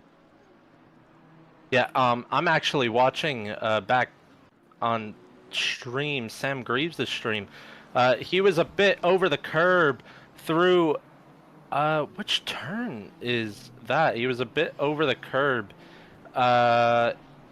in the middle sector before the back straight. That is through Hamilton and Augie's. Yeah. He was a bit over the curb at the exit of Hamilton, and then Steve around the outside of Augie's, and Sam actually loses the car by himself and into the inside wall right before going through Williams onto the Bentley straight. He's done well then to only lose the 2 places in that incident then. So Sam's made his own mistake. Mirko's within a second now of Wolski. The only fight on track at the moment. Everybody's just outside that 1 second zone. We'll keep our eyes on Gary's time to Sam, and that's opened back up to 1.4. So ebbing and flowing between the front two out there at the moment. And is this the chance for Mirko Ritchie to start having a look on Wolski? Well, this is Mirko Ritchie's view coming through Ritchie's of turn 1 as you head towards the scary tree, which is no longer there in real life. That scary tree fell down at the beginning of 2020, so you knew it was always going to be a bad year. And Wolski a little slidey over the curb. There's Ritchie now. Just looking on board here, and yes, in fact, let's go on board his cockpit seat. Just look how, really crossing the arms there on the steering wheel. Look how narrow this circuit is when you're on board another car. It is very narrow, and it's very slippery. Like we've seen all night, these drivers are struggling to get the power down out of some corners, and like Sam Greaves just made a mistake trying to get the power down as well, and we see Popovich and Brian Craig going side by side here. Oh, nice. Nice. If he gets this done, that'll be a textbook move. The up and under through Palmer's on the brakes into Agostini. Does he hold the inside line? Yes, he does. Parks are on the apex. What a move from Popovich. Absolutely textbook. Textbook, up and under, and very clean. No contact. Brian Craig tried to throw his shoulder in the middle of the straight to deter it, but there was nothing he could do to stop that from happening. Beautiful move there from Popovich on Brian Craig. Indeed it is, as Tanner Kneebone has got Stardog back within a second of him, and they're gaining on Malarex here. So Tanner trying to get into that top 10 after starting from the back of the grid, and Stardog trying to come through with him since Tanner has got back through. Now Leach is 2 seconds nearly behind Sam Williams. What is Wolski behind Leach now? Because that is taking more than 7 seconds to come up on the timing tower. It's now 9.4 to Leach. So still, the front two are absolutely charging away. And Sam's charging away from Gary Leach. So what a race we've got on our hands at the moment. Yeah, I think we keep an eye on this Kneebone and Stardog fight for the next lap or so. The Porsche not too great in a straight line. And we'll see if Malarex loses out here to Kneebone over this next lap. Yeah, we will indeed. No, we won't. No, we won't. Because Kneebone goes right around, as you say it. And Stardog goes through. Kneebone's got to try and flick this back the right way. And as he tries to, there's a Brian Craig emerging. Reverses it back. Or put it back into first gear to flick it around. There goes Paul Williams onto the grass. He's nearly gone back to the wrong way. And oh, poor Tanner Kneebone. All the hard work has just come undone in that turn 1 spin that he's had. So easy to do around Snetterton. The curbs are high. They're bumpy. It's a bouncy circuit when you come off the curbs. That wasn't even the curbs, though. No? That wasn't even the curbs. He started to lose the rear through the middle of turn 1 there, wasn't it? And he started to slide in the middle of that turn, and that's why I said it was very impressive from Gary Leach. The fact that he saved his moment and kept the car straight to hold on to second, because when it does go around, it goes around harshly in these cars, and track is just so low grip right now. It seems, even though the track is optimum, it is proving a fight out there for these drivers. Weather's changed a little bit. Look, sun just starting to peek through a little bit more. It's just brightened up for a moment or two here. We're nearly halfway through this race. Johnson's gaining on the back of Lee. Further forward, Popovic hasn't pulled away from Brian Craig yet, so them two are still there, and they're up to 12th and 13th now with Tanner's spin. Taylor's into the pits, and Betterson trying to gain on Dronelander, who's got some hefty damage to the front of his car. Sam Greaves in, that's possibly to repair that damage, and Argent gaining on It's a good time to.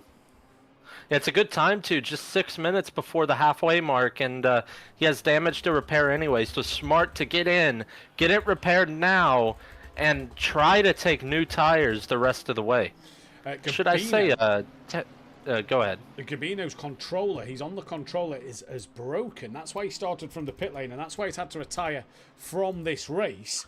I've had that happen. He just messaged me. So, yeah, Gabino's controller is broken, and that is why he's out. Do you remember that? With me and the GT4s around here.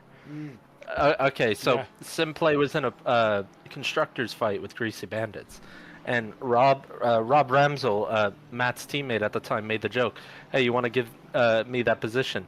I was about 5 seconds up the road from Rob, and on the main straight, my controller dies, and I somehow did not hit a wall at all, but Rob really thought I was giving him the position intentionally there.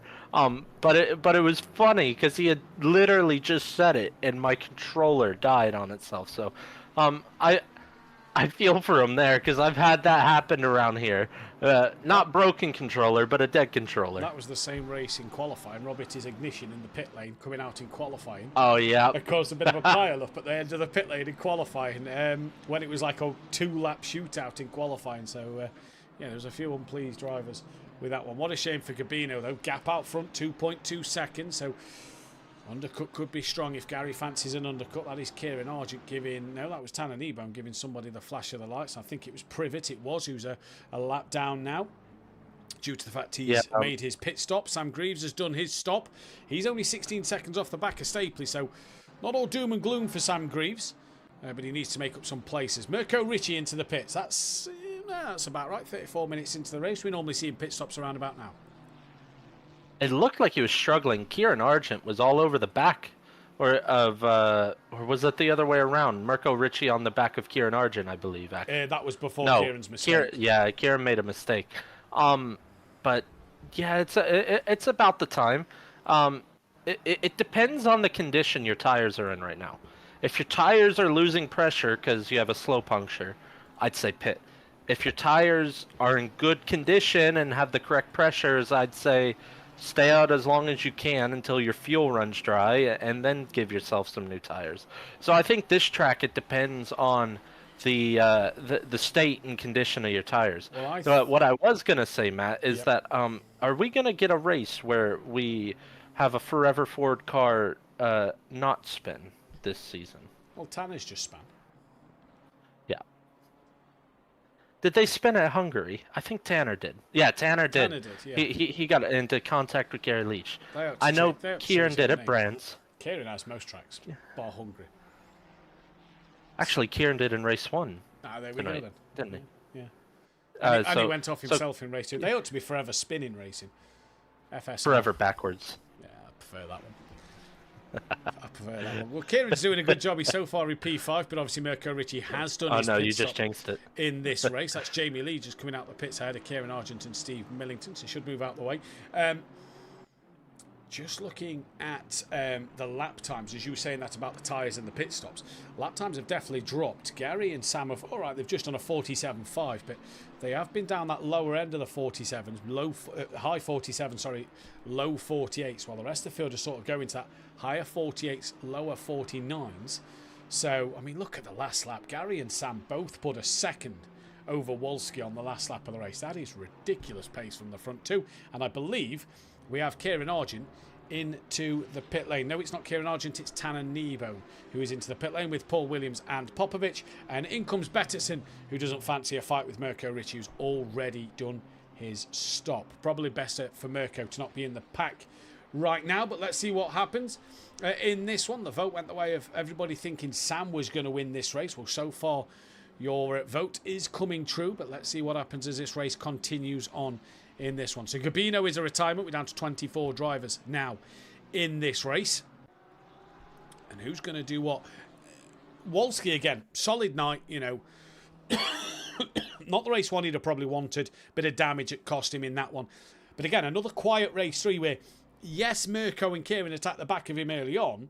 He's not really been under pressure since. And now that Mirko's pitted, he's under no pressure from behind because Steve's 8, nearly 9 seconds back. But he's just not close to leaders. What has happened to Sam? Because that 2.2 second gap is now 3/10. Whoa. And Gary's all over the back of him.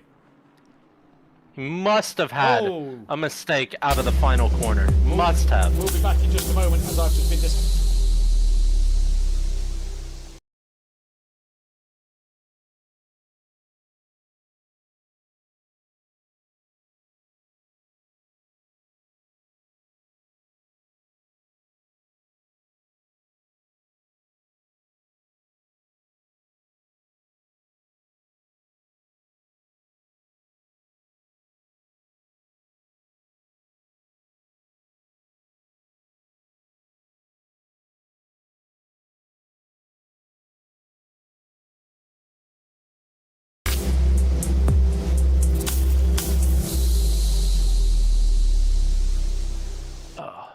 Okay. Welcome back then, ladies and gentlemen, to SimPlay Motorsport. Not sure what happened there, but we are back. We have still got everybody in. It was just me that got booted that time around, so apologies for that one, but we're back into the server, and as we was watching that fight at the front, Sam Williams was it? Nope, Neil Broom and Malarex, unless they are... No, they're just in for their stops, look, because they've gone green. Yeah, okay. They're just in for Brian their stops. Craig, Michael Johnson, yeah, I'm just reading down the grid order, making sure. Yeah, it looks like 24 drivers, I think it was just me. So yeah, it was. Malarex it was 20. Malarex has jumped Broom in the pit stop. Did Broom take tyres then? Pit stop there. Because that is, you know, Broom had a good gap over Malarex, and Malarex has now got a good gap over Broom. So maybe tyres there for Neil Broom in the pit stop. Then we'll keep our eyes on that one. But the leaders, 7/10 of a second separate them. Bit of a fight back. Oh no, sorry, that's Broom coming out the pits. Where is Greaves? Did Greaves get ahead of Malarex? Yes, he did. And Stardog got ahead of Malarex as well. So the closest fight on track is the top two. 7/10 of a second separate them. What's the fuel loads like? Are we expecting these two in the pits anytime soon? Yes, we are. But when will be the question, and who will box first? Hunt into the pits from 6th place. So let's see what happens here now. Hunt is into the pits from 6th place at the moment. And this could be absolutely crucial in this race to see who pits where and when. Yeah, and we'll see who takes tires, who doesn't. Honestly, I think both of the front runners would have for sure taken tires. But does Gary risk it now? Go no tires. It is not the easiest track to overtake on. So we'll see what happens in this pit stop cycle. They've both got the gap over Wolski here to pull away, to stay ahead even if they take tyres. And Wolski doesn't, because they've got it over a 10-second gap. Gary getting closer to the back of Sam once again. Sam has a bit of a wiggle. Mirko Ritchie's back out of Hunt. Where is Sam Greaves? Sam's coming down the start straight. There is Hunt exiting the pit lane now as Hunt jumps Sam in the pit lane. Yes, he looks to have done. As he pulls back onto track. Yep, into turn 1 there you go. Hunt ahead of Greaves. Hunt's had another good night here. And is this going to be Sam's night for a race win, or what will happen out front? Gary Leach into the pit. So Gary has pulled the trigger. He's going for the undercut on Sam Williams now. This could be the crucial moment. Yeah, I think it'd be a good time to reveal that Gary was slightly lighter than Sam on fuel as well, so he was due in first. Though he still had a few more laps in the tank if he needed it. But yeah, so we'll see what Sam's pace is like now without the pressure from behind. Even with that mistake, he's still 13 seconds ahead of Wolski. I actually like that from Gary. Look at Sam on the track map. He's actually gaining on back markers. Paul Williams and then the Triple Eight of Broom just up the road. So I like that from Gary Leach. Where's Mirko Ricci in relation to Gary? Oh, he's nowhere near. Absolutely If I nowhere were near. Sam, I would pit this lap anyway, because you're at the 26-minute mark. The only thing is you wish you had someone in your ear telling you if he took tires or not. Because if you... Yeah, he only has one car to fight in this race. You just want to mirror him, basically.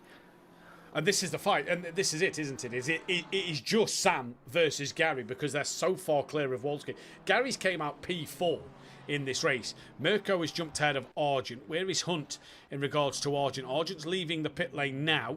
He's off his limiter now. He's well clear of Hunt. There you see Hunt in the background coming through. So Hunt well clear. Greaves defending from Stardog at the minute. BMW should have the pace over the Porsche in a straight line. Keep our eyes on Malarex and Neil Broom for the race lead in bronze. But yeah, I like this from Gary. I think this is a good call from him. And where is Sam Williams? Sam is in. So Sam has decided now is the time to box as Walsh is being put under pressure from Tanner Kneebone, who's already done his pit stop. And is Wolski now going to return to the box? Yes, he is. Wolski's in. And what about Steve Millington? Does Steve decide to pit this lap? And can Steve stay ahead of Argent in this with this undercut? And Steve, yes, does come into the pits. Right then, Gary Leach on the Bentley straight. Sam is into his pit lane. What is going to happen in this one? Back to Sam Greaves, who's lost out to Stardog, though. So the Porsche of Stardog has got ahead of Sam Greaves in this race. Stardog running well now, up into P8 at the moment. Good for him. He was around about 10th, 11th before the pit stops all started to happen. So a good stop from Stardog there. Greaves now got to try and fight back in this one.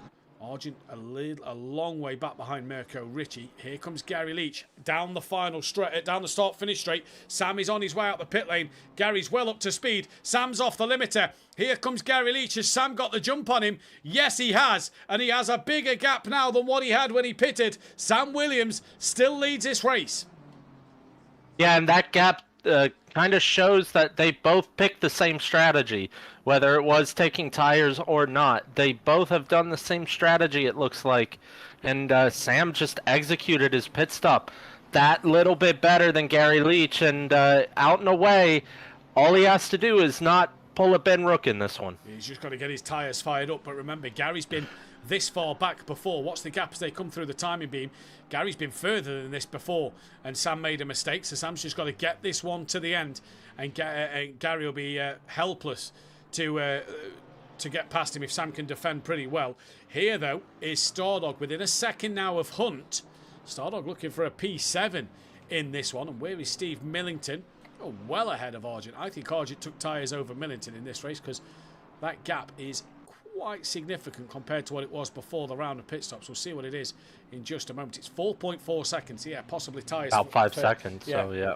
And you've got to think of that pace coming down the pit lane that Argent would have gained over Steve. So, yeah, I think Argent has taken tyres over. It is a little, but it is a bit risky. But yeah, we'll see. He has a couple back markers in between him and Argent right now, if I did see that correctly. So yeah, we'll see if the gamble pays off. The like I said, I've said it all night. The issue with this track is just this track probably has the most aggressive curbs out of any track in the game, and it is very easy to get a slow puncture around here. So to take tires an hour is sometimes a bit of an ask. Oh, Stardog and Hunt just gone back to them. They're both off. Hunt is well off on the exit of Nelson. Stardog was off on the inside of Nelson. Stardog is through. Greaves is through. So is Malarex. No, is Malarex through? No, Malarex didn't get through. So Hunt losing out 2 places to Stardog and Greaves. And that'll be an interesting one to see. The thing with Neil Broom's closing down Malarex right now for the lead of that bronze category. And I think that Broom took tyres. He was a second quicker than Malarex last lap. We'll see what it will be this lap. I don't know if tyres is the better thing here, unless you've got clear outright pace, as Argent now is getting through that traffic. Unless you've got clear outright pace over the driver ahead. So easy to defend around Snetterton that is tyres worth that option? Well, it's hard to say.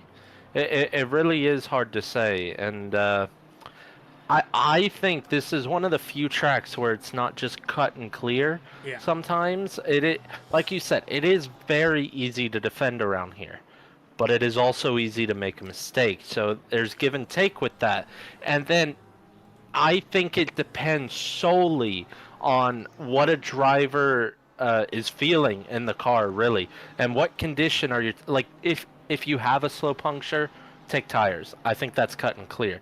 But if you don't, and you think that you can protect the tire enough toward the end of the race, then it probably is worth it to gain that 5 seconds on the rest of the field.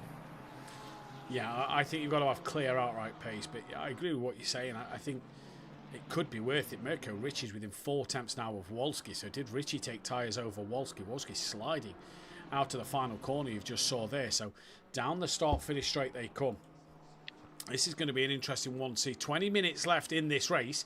Gary's still 1.8 behind Sam, but remember, he's been here before, and Sam made that one mistake. So easy to make a mistake around here as well. So can Gary just keep this one, or keep the pressure on, should I say? It is 1.8 as they come to the timing beacon. It's now 1.7, so a 10th gained here and there. I believe Flores has had a disconnection because he's down into the pit lane and a couple of laps down as well. And yeah, I think that's a disconnection for him he's had there. Greaves gaining on the back of Hunt again. Broom 2.4 to Malik. Arjun's got the gap down to 2.1 to Steve, but again, has got another back marker in the way of him and Steve. And look at that bit of traffic that Steve's now got a clear track. Sorry, it's Sam who's got a bit of traffic coming in front of him. 1.7 the gap, 7 tenths Wolski to Mirko Ricci. Wolski, another great drive from Wolski just to pick up a podium yet again. Yeah, we'll see if he can hold on from Mirko Ricci behind. It is very difficult to overtake around here, and the BMW being a bit more aggressive on its front tires than some other cars probably might suffer a little bit of understeer toward the end of stints. So he still has 20 minutes to hold on to this one.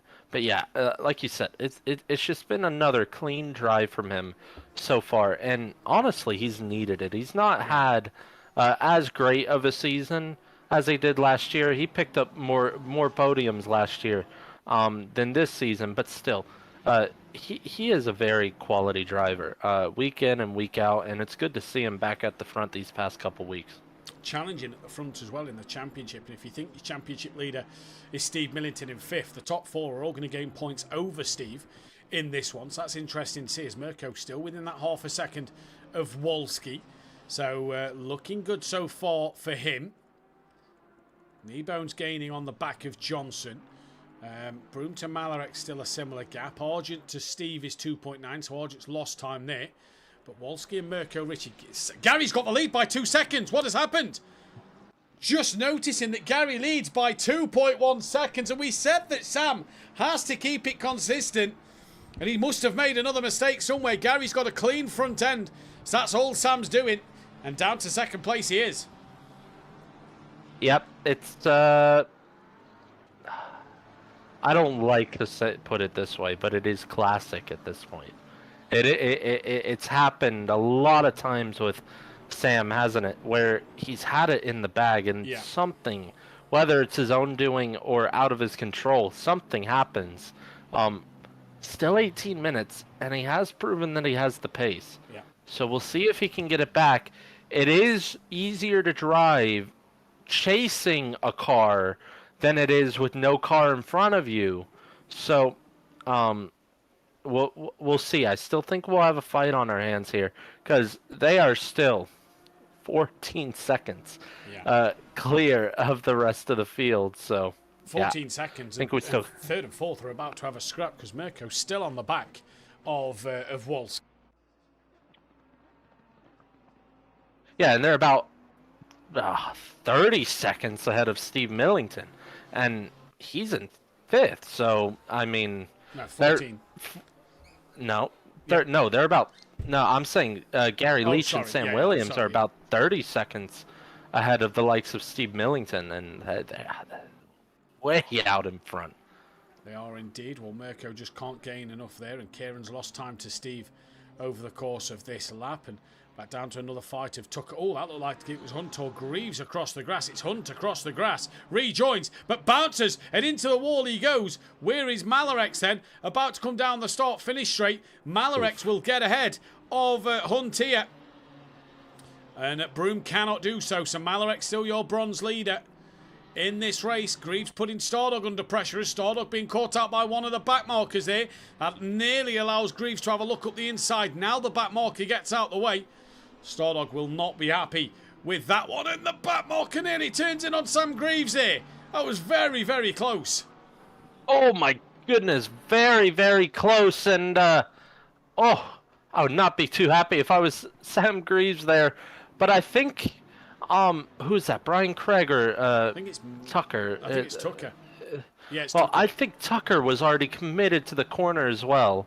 So, about 50-50 there. I can see it from both sides. Yeah, I can. I don't know why Tucker just didn't ease off a little bit more, knowing that he had to let that of Stardog through. Why he just didn't let off just a little bit more. Battle's thinning out a little bit. Still that Mirko and Wolski fight is the closest on track at the moment. Flores is yet to come back out the pit lane since his disconnection. Yeah, the Wolski-Mirko fight, the closest on circuit. And this gap seems to be bigger than the 14 seconds it was just a moment ago. It's 15 seconds now, so Leach and Sam are just and that's 15 seconds to Sam.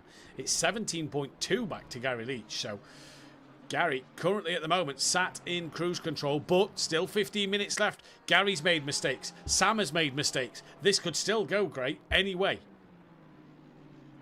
Yeah, I wish I knew what their stream links were. I'd go watch them myself and see what happened. I know Gary doesn't stream. I'm not sure if Sam does as well, to be honest with you. Yeah, I'm not sure either. So I knew the other Sam did. I knew Greaves did, which is why I went back and tried to find what happened with him. But yeah, I don't think a back marker got involved. Most of the back markers are pretty good at keeping out of the way. Oh no, something has now happened. Stardog's massively off at turn 1. Yeah. Oh, he's well off.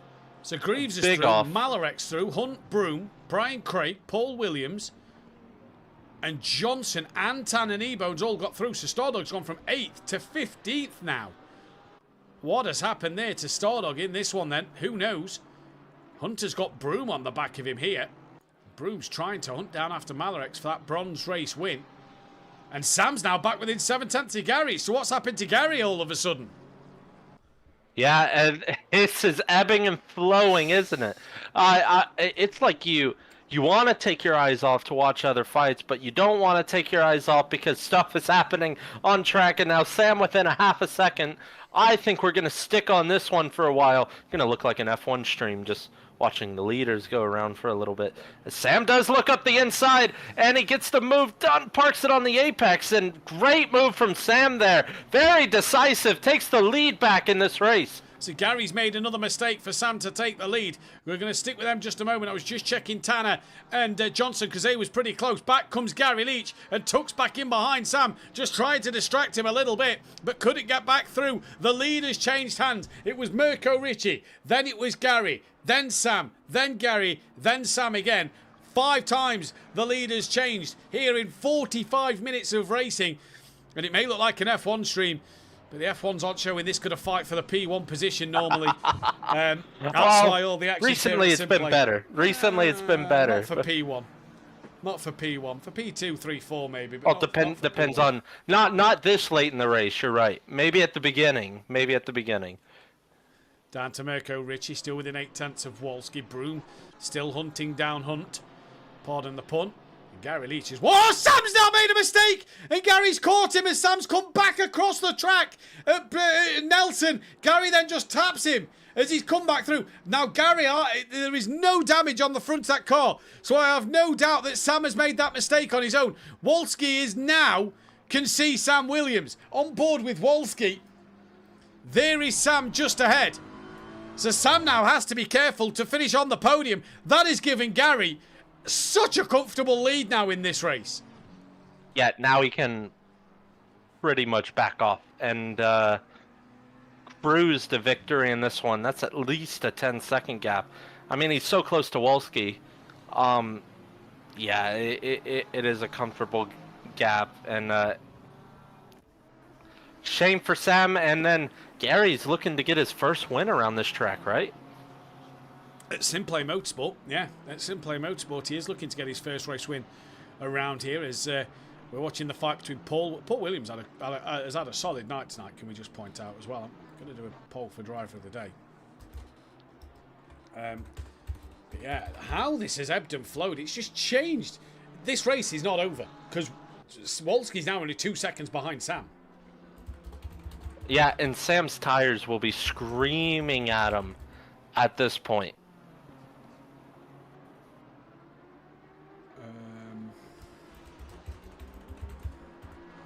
Johnson getting a run on Paul Williams here out the final corner. Just little door-to-door contact between the two. Paul Williams on that left-hand side in the blue and black Aston Martin, and Johnson right around the outside. Through he goes. Malarex won in race. Oh, Tanner might have the up and under here on Paul Williams through turn 1 as well, and indeed he does. And Tanner up the inside to Paul Williams, loses 2 places in as many corners, and that's put Paul down to P14. Johnson up into 12th and Tanner up to 13th place. Mirko on the back of Wolski now then. Just going to have a look at where Malarex finished in race 1.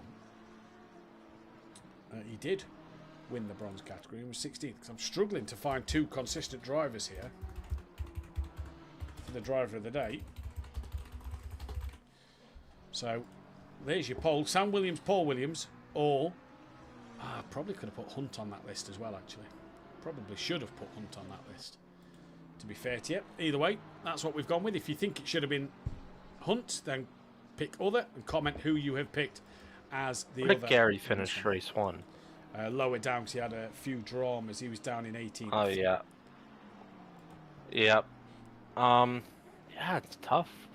If you didn't do well in race 1, you did well in race 2. It's looking like, and vice versa. Boss Sam and Hunt and Malarex, I'd say. Malarex was 16th in race 1, 7th now, but, you know, 2 bronze wins. I suppose Broom could have been another shout for driver of the day in this one. Gary's now got 10 seconds to Sam, by the way. So if Sam didn't change tyres before, them tyres will be screaming at him now after them couple of moments. And Gary can just cruise to bring this one home, can't he?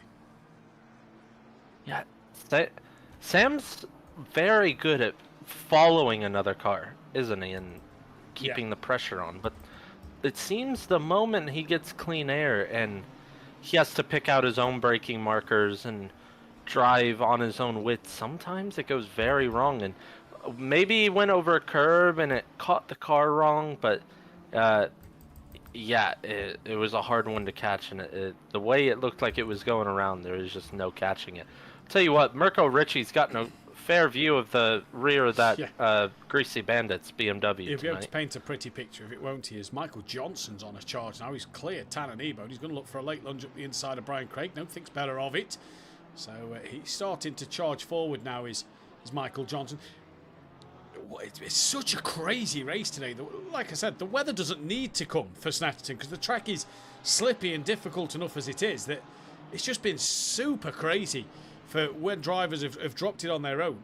There's Johnson attacking the back of Brian Craig here. 9.5 seconds Gary's got. Sam's pulled out to 4 seconds over Wolski now. So Sam has kind of gone from Wolski, just doesn't need another drama in this race. Argent, if he did take tyres over Millington, it hasn't worked. He's 2.7 back still, so that just hasn't worked. Is, the number 8 is off. Sorry, go on. Sam is still gaining the most points. Johnson on the press through Brundle. Oh, doesn't get it done. Doesn't get it done. That was a bold move. That's fair move too, or fair racing, and that's letting the likes of Kneebone close in on the pair of them. So we'll see if they want to keep scrapping here. Privet staying out the way on the inside. I don't like it when cars just go dead stop to get out the way. Yeah, especially at that sort of section of the circuit. It's such a tricky section of the track to get right at the best of times. Never mind there. But yeah, let's see What happens to Johnson now? Paul Williams under pressure from Keenan Stardog. Porsches have looked pretty good here tonight. Johnson looking up the inside, can't get the move done. What about Stardog in the background? Up the inside, and nope, can't get that job done either. So Greasy Bandits so far are probably going to lose out points to 4Q, who are both in the top 10. One Greasy Bandits down in 15th, the other up in 4th. SimPlay Racing look like they're going to score well in this second race. And good little fight starting to develop again late on here in this race. Yeah, I was saying, Sam just, like you said, needs to not have another drama, because he is gaining the most points out of the top 5 in the championship because of where he finished in this race 1. Johnson went very so deep close at Agostini there and missed out, and Tanner's got through. So Tanner's popped up back ahead of Michael Johnson. Jimenez in the chat, Beefy himself says, I will agree with the weather only makes this track more crazy, even by British Superbike standards. And Fury's granddad, aka Tony, has Kieran got his reserve driver in again? I believe it's Kieran Argent. We can't be too sure if it is Kieran Argent, but no, it 100% is, because he's made a couple of mistakes of his own accord tonight that does show us. Teammate took some advices from him. He has indeed. And don't worry, for those listening in the chat or who watch it back, Kieran doesn't get somebody else to drive for him. It is 100% Kieran Argent. So yeah, Johnson's gone deep, trying to go, trying to attack the back of Kneebone there, and that almost allowed Williams and Stardog to have a look. Sam made another mistake. He's dropped 6 tenths to Gary, and Wolski's back under 4 seconds to him now. So keep our eyes on that one. We'll see what happens. Hunt is gaining on the back of Malarex. Good drive from Malarex. A good drive from Hunt, to be fair. Again, you know, he's backing up his Laguna performance. A podium and a race win. A race win, and so far an 8th place here at the moment. Just 2 good, solid weeks for Hunt.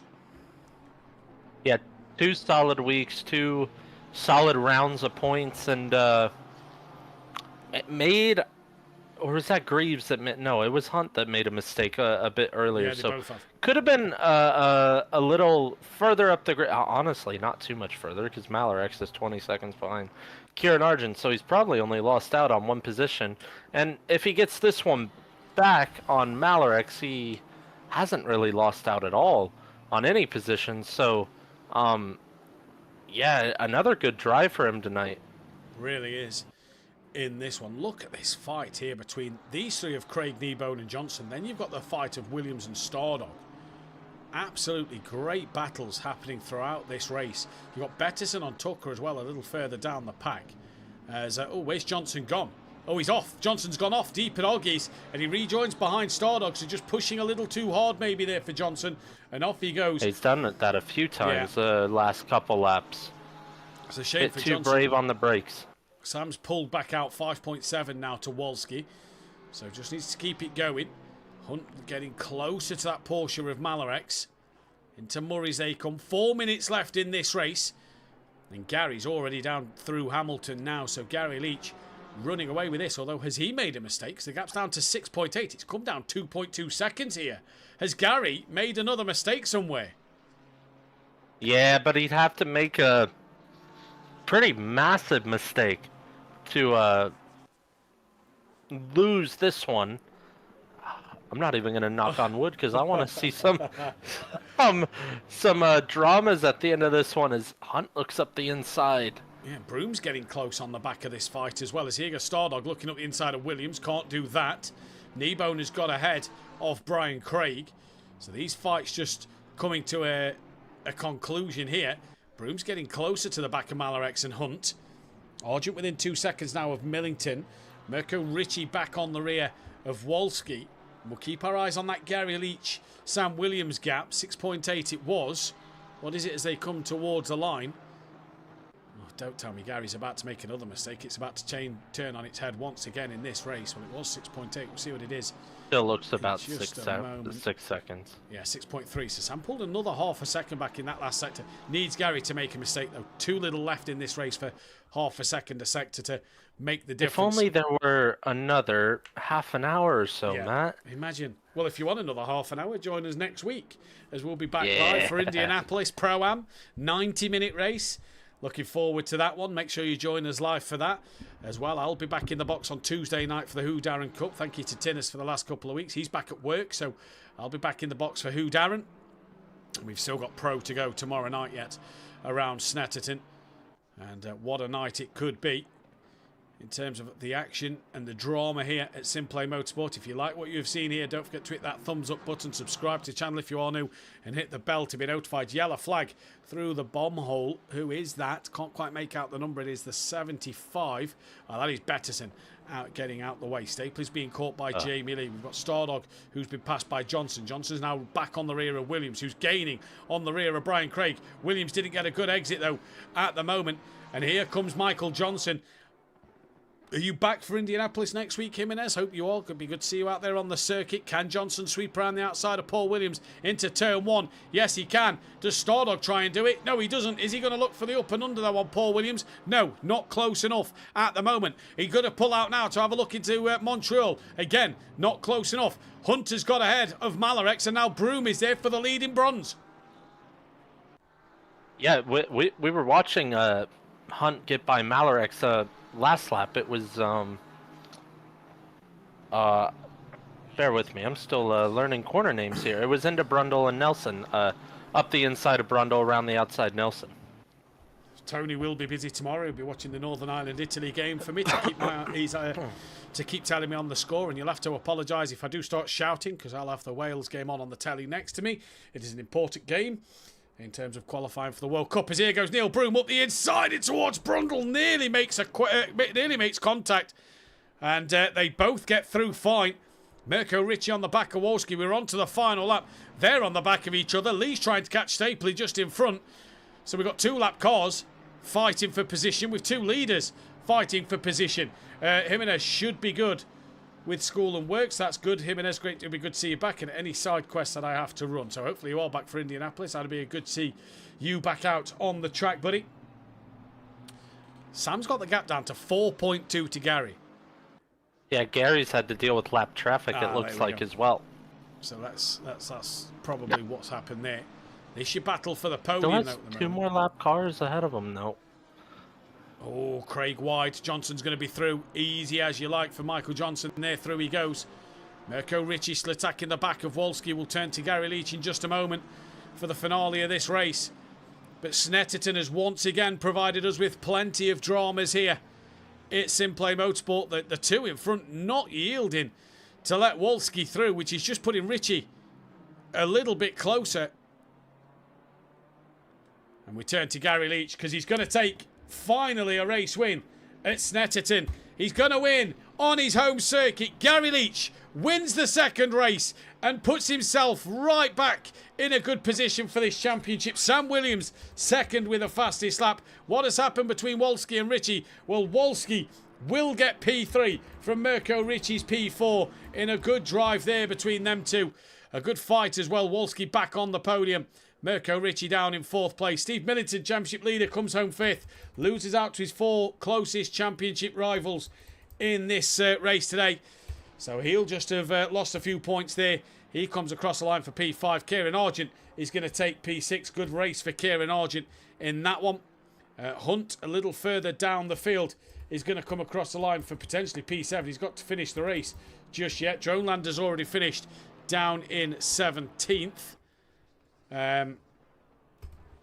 Jamie Lee has also finished in P18, and then we've got Betterson down in 20th as well. But there comes Hunt to cross the line for 7th place. Malarex will hold on for the win in bronze ahead of Neil Broom. Sam Greaves, P10 in this race. Not a bad result for Sam Greaves at all. Tannen Ebone is going to come towards the line for that P11. And he'll just pull some points back over Michael Johnson, who's just behind him for P12. So a good result for Johnson there. Brian Craig, will he hang on over Stardog at the line? Stardog taps him into the wall, but Craig manages to finish ahead of Stardog and Paul Williams at the very end. Popovich is already in the pit lane. Not sure why. We'll get the full results in just a moment as they all come, as it all comes towards an end. But Stardog 14th, Paul Williams, sorry, in that one was 15th. Brian Craig was 13th. And we'll just await for the final classifications from the other drivers as well. But what a race, Langley. Yeah, very good race. And I do want to apologize to the stream. We probably won't be doing driver interviews tonight because Discord is having issues. We might be able to try it, but if not with the driver interviews, we'll be back next week. Discord has just been having issues connecting tonight on both sides, which is why we are on a personal call right now instead of in a Discord channel. But yeah, great race. The fight for the win really lasted till the final lap. Couldn't really ever get comfortable like we can in some races. Very chaotic track, and with how tight it is, and great race tonight. Sam gained some points overall, back on the championship leaders. Steve loses a little bit. Gary gains back on Steve. I know you're putting in the results right now, so in fact, I'm really interested to hear what these championship standings are going into what might be the second or the next to last drop score round of the season, and the second 90-minute race of the season could be a massive turning point in the championship next week. Big fight for the championship on our hands this season, unlike last season, which it seemed pretty much wrapped up halfway through. So we'll see what these standings are. Yeah, we'll see in just a moment. I forgot to add Popovic before the night, so I've just added him in. So just give me 2 seconds, and then we'll get that one sorted out for you in just a moment. So this is before, don't forget, the drop scores take effect. In fact, great. Sum up tonight and give us your driver of the day. I'm just going to quickly go through these drop scores and see who has got what. Actually, there's a couple in the comms box if you do want to try to... Yeah, let's try and get connect, but let's try and connect in there. I remember just saying. There we go. We are live in the commentary box. Tanner and Gary Leach is with us. Gray, I'll let you take over the interviews while I just sort out your drop scores. Well, we only have our race 2 winner and who finished on the podium tonight. We'll see if anyone else joins, but I guess. They say save the best for last, but I guess we're going best for first here with Gary Leach, your home circuit, as Matt said all night. You know it like the back of your hand. Probably desperately wanted the win around here, and honestly, with how low it seemed like it was very tricky to find grip out there. Very sliding all night. You had a moment off where you were off at turn 1, caught the car but lost the lead, and then Sam had a few moments and you got the lead back. And how was it out there tonight? Was it as tricky as it looked on for commentary? It was very tricky. There was no grip whatsoever. The track evolution, I don't know what that was all about, but 1 minute you'd get grip, the next time you'd take exactly the same line and get no grip. So yeah, we're fighting the car all night. I got commiserations to Sam. He hit a curb and totally lost it going through the chicane just under the bridge. So I didn't deserve to win that tonight, but we'll take it. Well, it just seemed very tricky out there all night, like you said, and confirmed that. So well on you to keep the car straight, keep it clean, and I mean, it seemed like from the get-go, because 9 minutes in, you two were 7 seconds ahead of the rest of the field, and we knew at that point that it was going to be a fight between you twos all night. Did you take tires? Did you have any issues with the aggressive curbing around here, losing pressure? No, I had no trouble with losing pressure, but I seem to have lost all the tread because if there was such thing as blistering slicks, then I definitely had them. I did take tyres, as I think Sam did as well, as we come out pretty much where we pitted. So, it was just a constant battle all night. Definitely kept the hands busy anyway. Well done tonight, and we are on to our second 90-minute race of the season. You won the last 90-minute race around Kyalami, so Indianapolis next week, second 90-minute race of the season, and I believe third American track on this calendar. Call us F1 at this point. How we feel about Indianapolis? It's been kind in the past. There's some funny stories come from Indianapolis actually, but we won't go into them. I've never tried the BMW around here, I don't believe, so it'll be a learning curve about 7:45 on next Thursday. Fan of the 90-minute race, or looking forward to it?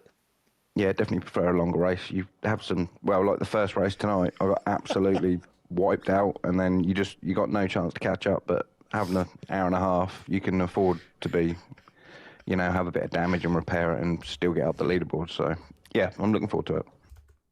Yeah, well, we hope that fight tonight continues next week. Great job tonight, Gary, and Matt can't stop laughing in the background. I'm guessing you're going to hear a story. I'm going to fill you all in. What Gary's referring to is one of our Project Cars 2 seasons when he was driving in his beloved Porsche. Had a bit of a tangle with one of our old drivers, Fury, aka Joseph Bates. Ended up in the rails on the outside of the wall, the catch fencing, and ended up driving backwards to get to the pit lanes. It was right by the pit entry, except what did Project Cars 2 do? It ghosted his car, put him back facing the right way, and made him do a full lap because he had no rear wing on the car. It was absolutely comical. Wolski wants an interview. Well, great job tonight, Gary. We'll catch you next week for Indianapolis. I'll move on to Wolski, and back on the podium again. Wolski, it's been a little bit, unless I remember wrongly. Had a bunch of podiums last season, very consistent, rattling them off. Not as lucky this season. Has been a bit unfortunate for you on track, but back on the podium tonight with one of those classic, consistent drives for a podium. Basically defending off Mirko Ricci for the entirety of that race. He'll probably paint a pretty picture, as Matt said, of your rear end of the car. But yeah, very consistent tonight in P3 in the feature. How was it out there? Hi guys. Yeah, it was a very demanding race because the Snetterton is the last track I didn't know until last Monday, I think, or Sunday. So I needed to learn it. I learned it, as we can see, but it is so demanding. And after the start, I got caught with the fight with Argent. I needed to defend my position, and guys, Sam and Gary drove off into infinity. So I had to just focus on the strategy to keep myself on the track because it is so tricky out there. So yeah, I was just basically managing my pace with very very very careful very especially through the last sector. It's like a rally track to me. So yeah, it was very fun, big fun. I got caught with Mirko on the last laps with the back markers. So yeah, poor job, back markers this time. But yeah, great pace. Congrats to Gary and Sam. Great pace.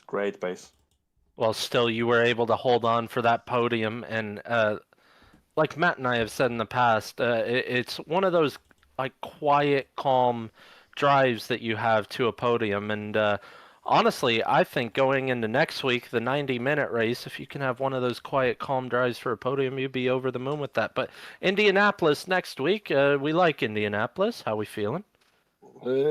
I don't like Indianapolis. It's like second less known track to me as Snetterton, and I don't really know why are you calling me a silent driver out there because I was watching last stream and I laughed because I have plenty of fights and adventures, let's say. But yeah, if it's cold. Well, I will say when you end up on the podium, it is a very calm drive.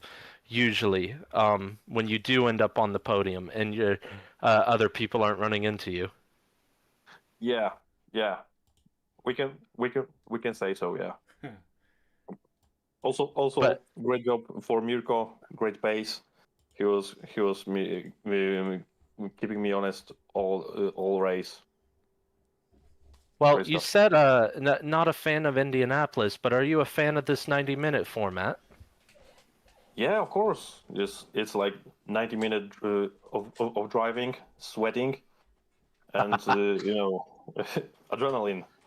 I'm now exhausted. So after 90 minutes, it will be carnage. Well, great I job hope from not. you tonight. Well, Yeah. great job nonetheless from you tonight, and great to Okay. see you on the podium again. Hope to see you back on the podium next round as well, and good luck to you next week at Indianapolis. And I'll pass it back over to Matt. You wanted to hear the championship standings? Well, they are as follows. Steve Millington, 656 points. Gary Leach, 640.5 points. So 25.5 points in it. Sam Williams, 621. So he is only 35 behind. Wolski, 612.5. So he is only 43.5 points behind. Mirko Ricci, 595. He is only 61 points off the back. Sam Greaves, 571. He's only 85 points off the back, so it is incredibly tight. Michael Johnson, 555. He's only 101 off the back. Hunt is 8th. Kneebone is 9th. Argent 10th. Stardog 11th from Gabino, De Block, Flores, Williams, Craig, Jamie Lee, Sturrock, Limiter, Taylor, Bettis and Dronelander, Popovich, and then Cummins. In bronze, Peckman still leads the way after his drop score from Neil Broom in second place, now with Cherry Moore in third. Malarex is fourth from Stapley, with Tucker, Privet, Page, Taylor, Smith, Simcoe and Best. In the Teams Championship, SimPlay Racing lead by 213.5 points over 4Q Motorsport, who are now 9.5 points clear of Greasy Bandits Racing. So them two have got a little bit closer, but have still lost points to SimPlay in this one tonight. Forever Forward a third. They've closed the gap up just a little bit to the two above them. Then it's Cloud9, Vanguard Race Team, Richie's Corsa Team, Team GBR, Team Merlot, FRL Racing Team, Black and Blue Racing, Balkan Simmel, Pages Racing Team, Billy No Mates, Mustang Alley Racing and Quantum Motorsport at the bottom of the pack. What a race it has been from everybody tonight here at Snetterton. Langley, what was your vote for driver of the day again? Oh, it's tough to say. I say this every week. I'll give it to. It sounds like I'm taking a cop out here. I'll give it to Gary finally getting a win at SimPlay Motorsport on his home track. Indeed, I'm going to go Malarex for bronze, and you know what? I'm going to give it Sam Williams. Podium, 2 podiums. I think tonight, close to being Hunt, but I think I'll give Neil Broom my bronze as well. Yeah, very good in qualifying as well. Yeah, I think either one of them have deserved that one. But that is it for Snetterton. We are live tomorrow night with some more Snetterton in the pro action, so join us live for that one as we get ready to see who will take pole position in the 2 race wins at Snetterton in the Pro Series, in what is becoming an even more fascinating race in that, as we go live next week for Indianapolis. I'll be back in the commentary box for the Who Darren Cup Series on Tuesday evening, and I'll be back with you with Greg Langley on Wednesday night for the Indianapolis 90-minute race of the pros. Evening race as well, so the temperatures could play a factor, weather could play a factor, but also going to be nice to see that sunset, Langley, into the sunset into the night time. Will be absolutely beautiful at Indianapolis. What's your thoughts on that one? Indianapolis, one of my favorite tracks, especially being one of my favorite racing series on the planet is IndyCar, and Indianapolis obviously being the home of IndyCar. I love that track to pieces. I've been there once, wasn't able to do a track tour because there was snow on the track that day. So it is probably my favorite facility of a racing track on this planet. So I'm looking forward to it big time. Well, you can join us there. Don't forget to hit that thumbs up button, subscribe to the channel if you are new, and hit the bell to be notified when we are live, as well as checking out our fantastic sponsor, Design Manchester, in the description below. That is all we have time for tonight. We'll see you tomorrow.